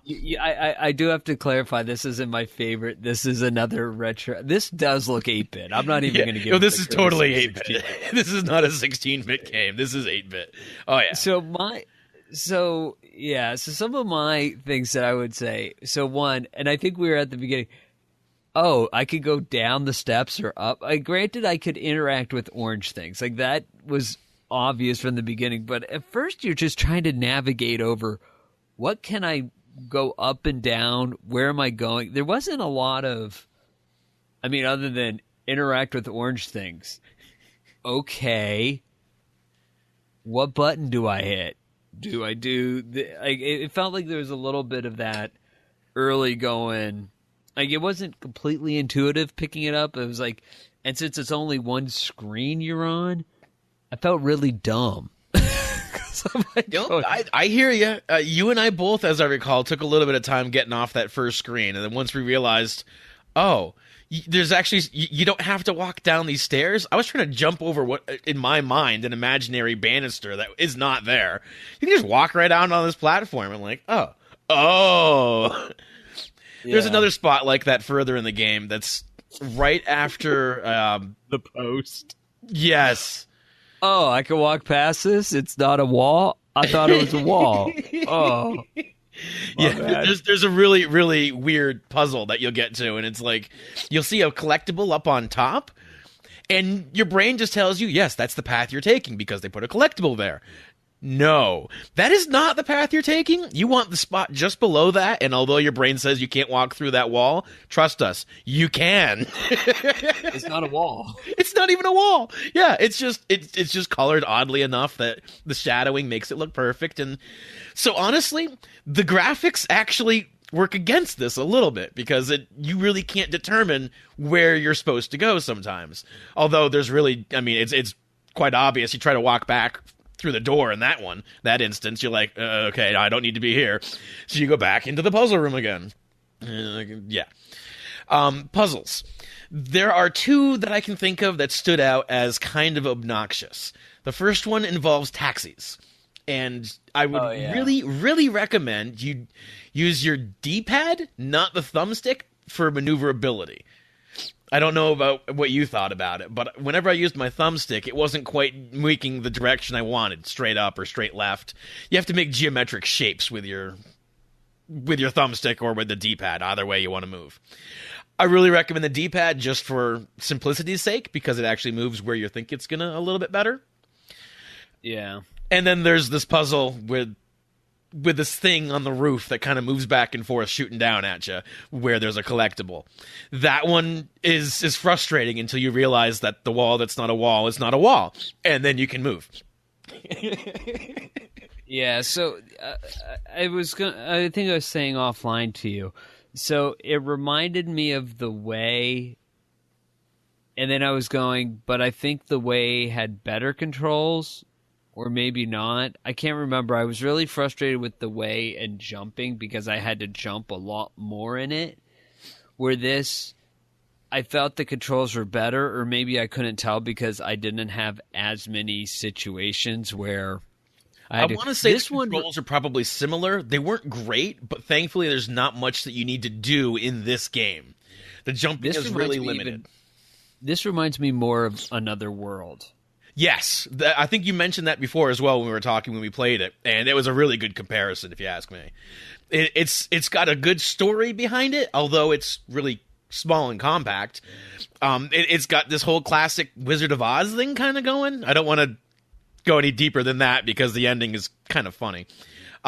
Enjoy it when you get there, but yeah, it's definitely It's got a great story. It's also got a $10 price tag. For a 2-hour game with no replay, unless you want to listen to the music again, which I will admit I did because I wanted to know what the option was. I still haven't turned it off mute. Is it worth actually playing the game with sound? I found 2 songs that weren't that bad. There was a bunch of it that was just too electronic to really want to listen to. But basically, when you go back into that stop... Backstreet Boys had a few songs that are tolerable. Yeah, well, what it really is you're collecting the songs for each scene. Like, if you play through the game, the music changes in the different scenes as different parts of the story come up. And then when you go back to that shop, you can actually see what they're all called and listen to, like, Boss Battle A or whatever they're all called. Oh, okay, I gotcha. So, yeah, that's what that's all about. If you read the letters that you're collecting, it actually does kind of spell out a little more of what's going on. Otherwise, you're kind of at a loss, if you ask me. It's not explained great in game what's going on, why people want to shoot you or why you're shooting them. But if you kind of keep track of these leaflets and you pay attention to what they say, then you kind of realize what's going on and that there's like a revolution that you've been pulled into in a manner of speaking. And it's up to you to figure out how to solve the problems of the world, I guess. You, a simple janitor. That's me. Against the world. I'm a fixer. So that's pretty much the game. Is this a good game for GTA SC? Yes, you can preload the ending like you wouldn't believe. You can preload the collectibles like you wouldn't believe. You can preload the whole game. It's a 2-hour long game. So yeah. In other words, if you want to play this for GTA SC and you want to save it for the points, just don't even start the game until you want to play it. Yeah, I mean, you can literally play this and get through all of it day of. And get a quick 1000G. I mean, ratio speaks for the difficulty. Yeah, I mean, for me, the story, it never sucked me in from the beginning. Again, my favorite janitor janitor game, going old school here, might be before Randy's time, but Space Quest, if anybody remembers those Sierra games, Roger Wilcock. I never played them, but I do recall them. Yeah, you struck me more as a King's Quest kind of guy. Maybe even Police Quest. I don't know. A little. If you really want to take it all the way back, I loved Legend of the Red Dragon. Lord, that's taking it back though. Trade Wars 2002. There you go. We're talking about BBS store games like before the internet. For the interwebs? Yeah. Wait, you a Citadel fan? Nope, Wildcat. never played Citadel. Never done. No, Citadel is one of the board type systems, but I digress. Yes. So let's get back to this retro. Yeah, Pete. So overall, for $10 for if you're doing it for points, you'll do it for points. I'm just $10 for 2 hours. Yeah, steep. It's steep. I will say, if you have the sound on, it's not a bad story. Yeah, it's a $5 game. I wouldn't really go much beyond that just because of speed and replayability. There's just nothing to really drag you back to it once you've done it. I mean, even completing all 3 endings takes a matter of 20 seconds. Yeah, so it's not like it's going to take you a long time to bust through. I don't know. Yeah, but hey, you picked it, so you're on the hook for this adventure platformer. This one I did not subject you to. Hey, you want to play platformers, I want to play fun platformers, so we compromise. This is our compromise? This is our compromise. I want to re-roll. All right, next week on Review Z. No. Let's see. All right. So anything else in, Warren? No, that pretty much hits all the points on this one. I guess just mention, yes, on True Achievements, this has got a 72.95% completion rate. There's no reason you should not complete this, unless you're just saving. You shouldn't be part of that 26% or whatever. Exactly. All right. Don't be a statistic. Finish this game. Yeah. All right. Well, I guess that's it for this week, and we'll kick it over to you, Freem. Hey, everybody. Just wanted to come back quick and record a nice little outro here. Just nice community little wrap-up and sign off for the show. Thanks for the awesome review, Zed, there. And, hey, I don't want to get too deep into the contest because, I just did it last show. We've got the 1 month, the start of the month. So if you're interested, you can go back to episode 94 and see what's going on for October. Or you can also come visit us over at our forums, forum.z2z.com. Of course, that's where you can find all of the contest details. Just type in a little search bar there for active, and that'll bring up every active contest that we have running. There's like 5, I think, going right now. So if you're interested, of course, there's 2 my active contests over at trueachievements.com. The Great True Achievements Score Challenge is still underway. No change there. We still have Big Willie 4.0 in the mix, and the Oriole 2682 and Redemption Denied in the individual side of the contest, who we're tracking here as a Z2Z community. And we just finished up week 3 of the UHH, the Ultimate Head-to-Head contest. So week 4 is underway. We had a few community results that I wanted to touch base on. A couple of the matchups. There were 5 community matchups that we identified. So, and if we missed you, if you had a community matchup and we didn't catch it, or we didn't know you were a listener, because you don't hang out with us over at the at my Discord chat, discord.me/freemhole. Then that we didn't do it on purpose. So just let us know. You can friend request me. You can chat me up and make sure that I get you guys covered, because we want to promote everybody we can who listens to this podcast. We got a nice healthy number. So I know there's a lot of you out there. So if you're interested, just hit me up on my Discord chat. But of the ones I'm following, we had Chin Doctor beating Koosh Moose 16-10. Akaraba 2 beats Tatey as a pudding 1-0. Spooky Hurst edges Keith 27-11-79, 12-11. And Kronos beats the Yiddler 10-5. Of course, the matchup that you are super interested in, well, at least I am, because it's me. Me versus ZZ Urban Spaceman. Well, he edges me out 12-11. I just could not get enough there on Sunday night. I can recap that next week when you listen to the show, but alas, I could not put up enough achievements in the waning hours of Sunday night to close that thing out. So I'll try again next week. I think that dropped me down to 435th place. Again, not that it matters, because I do not qualify for the elimination rounds or the knockout rounds, because I pruned my list pretty tight. As far as this week's go, well, we have 7 community matchups that are on my friends list, or at least names that I recognize and who I talked to before. We've got CS Geek Squad going up against Spanky and Spronkle, Buck Marley versus Uridace. We have Stushnikin versus Shababble. That should be a nice matchup in the Discord chat. Those two tend to mouth off quite a bit. NBA Kirkland versus Carnage, Mr. Grandstaff versus the Mighty Mango, Lord Chibello versus Oz Bundy Boys Alt Ted's Bears. So I don't know how active Ted's Bears has been this contest, but and then finally, I'm in another matchup against a person that I know or have played with before, a member of the Gankers, Oriole 2682, and he's been a pudding so far. Now I hope this doesn't get to him. My guess is he is so heavily focused on the GTASC individual contest, along with providing for his team, that he just doesn't even bother to look at the UHH. So if that's the case, fantastic. Before recording, I ended up just scoring one off my list real quick. So baby steps, just trying to get anything that I can. So good luck to everybody in this last and final week here of group play. And to the top 256 that make it into elimination rounds, good on you. And we look forward to following your exploits as you get into that round.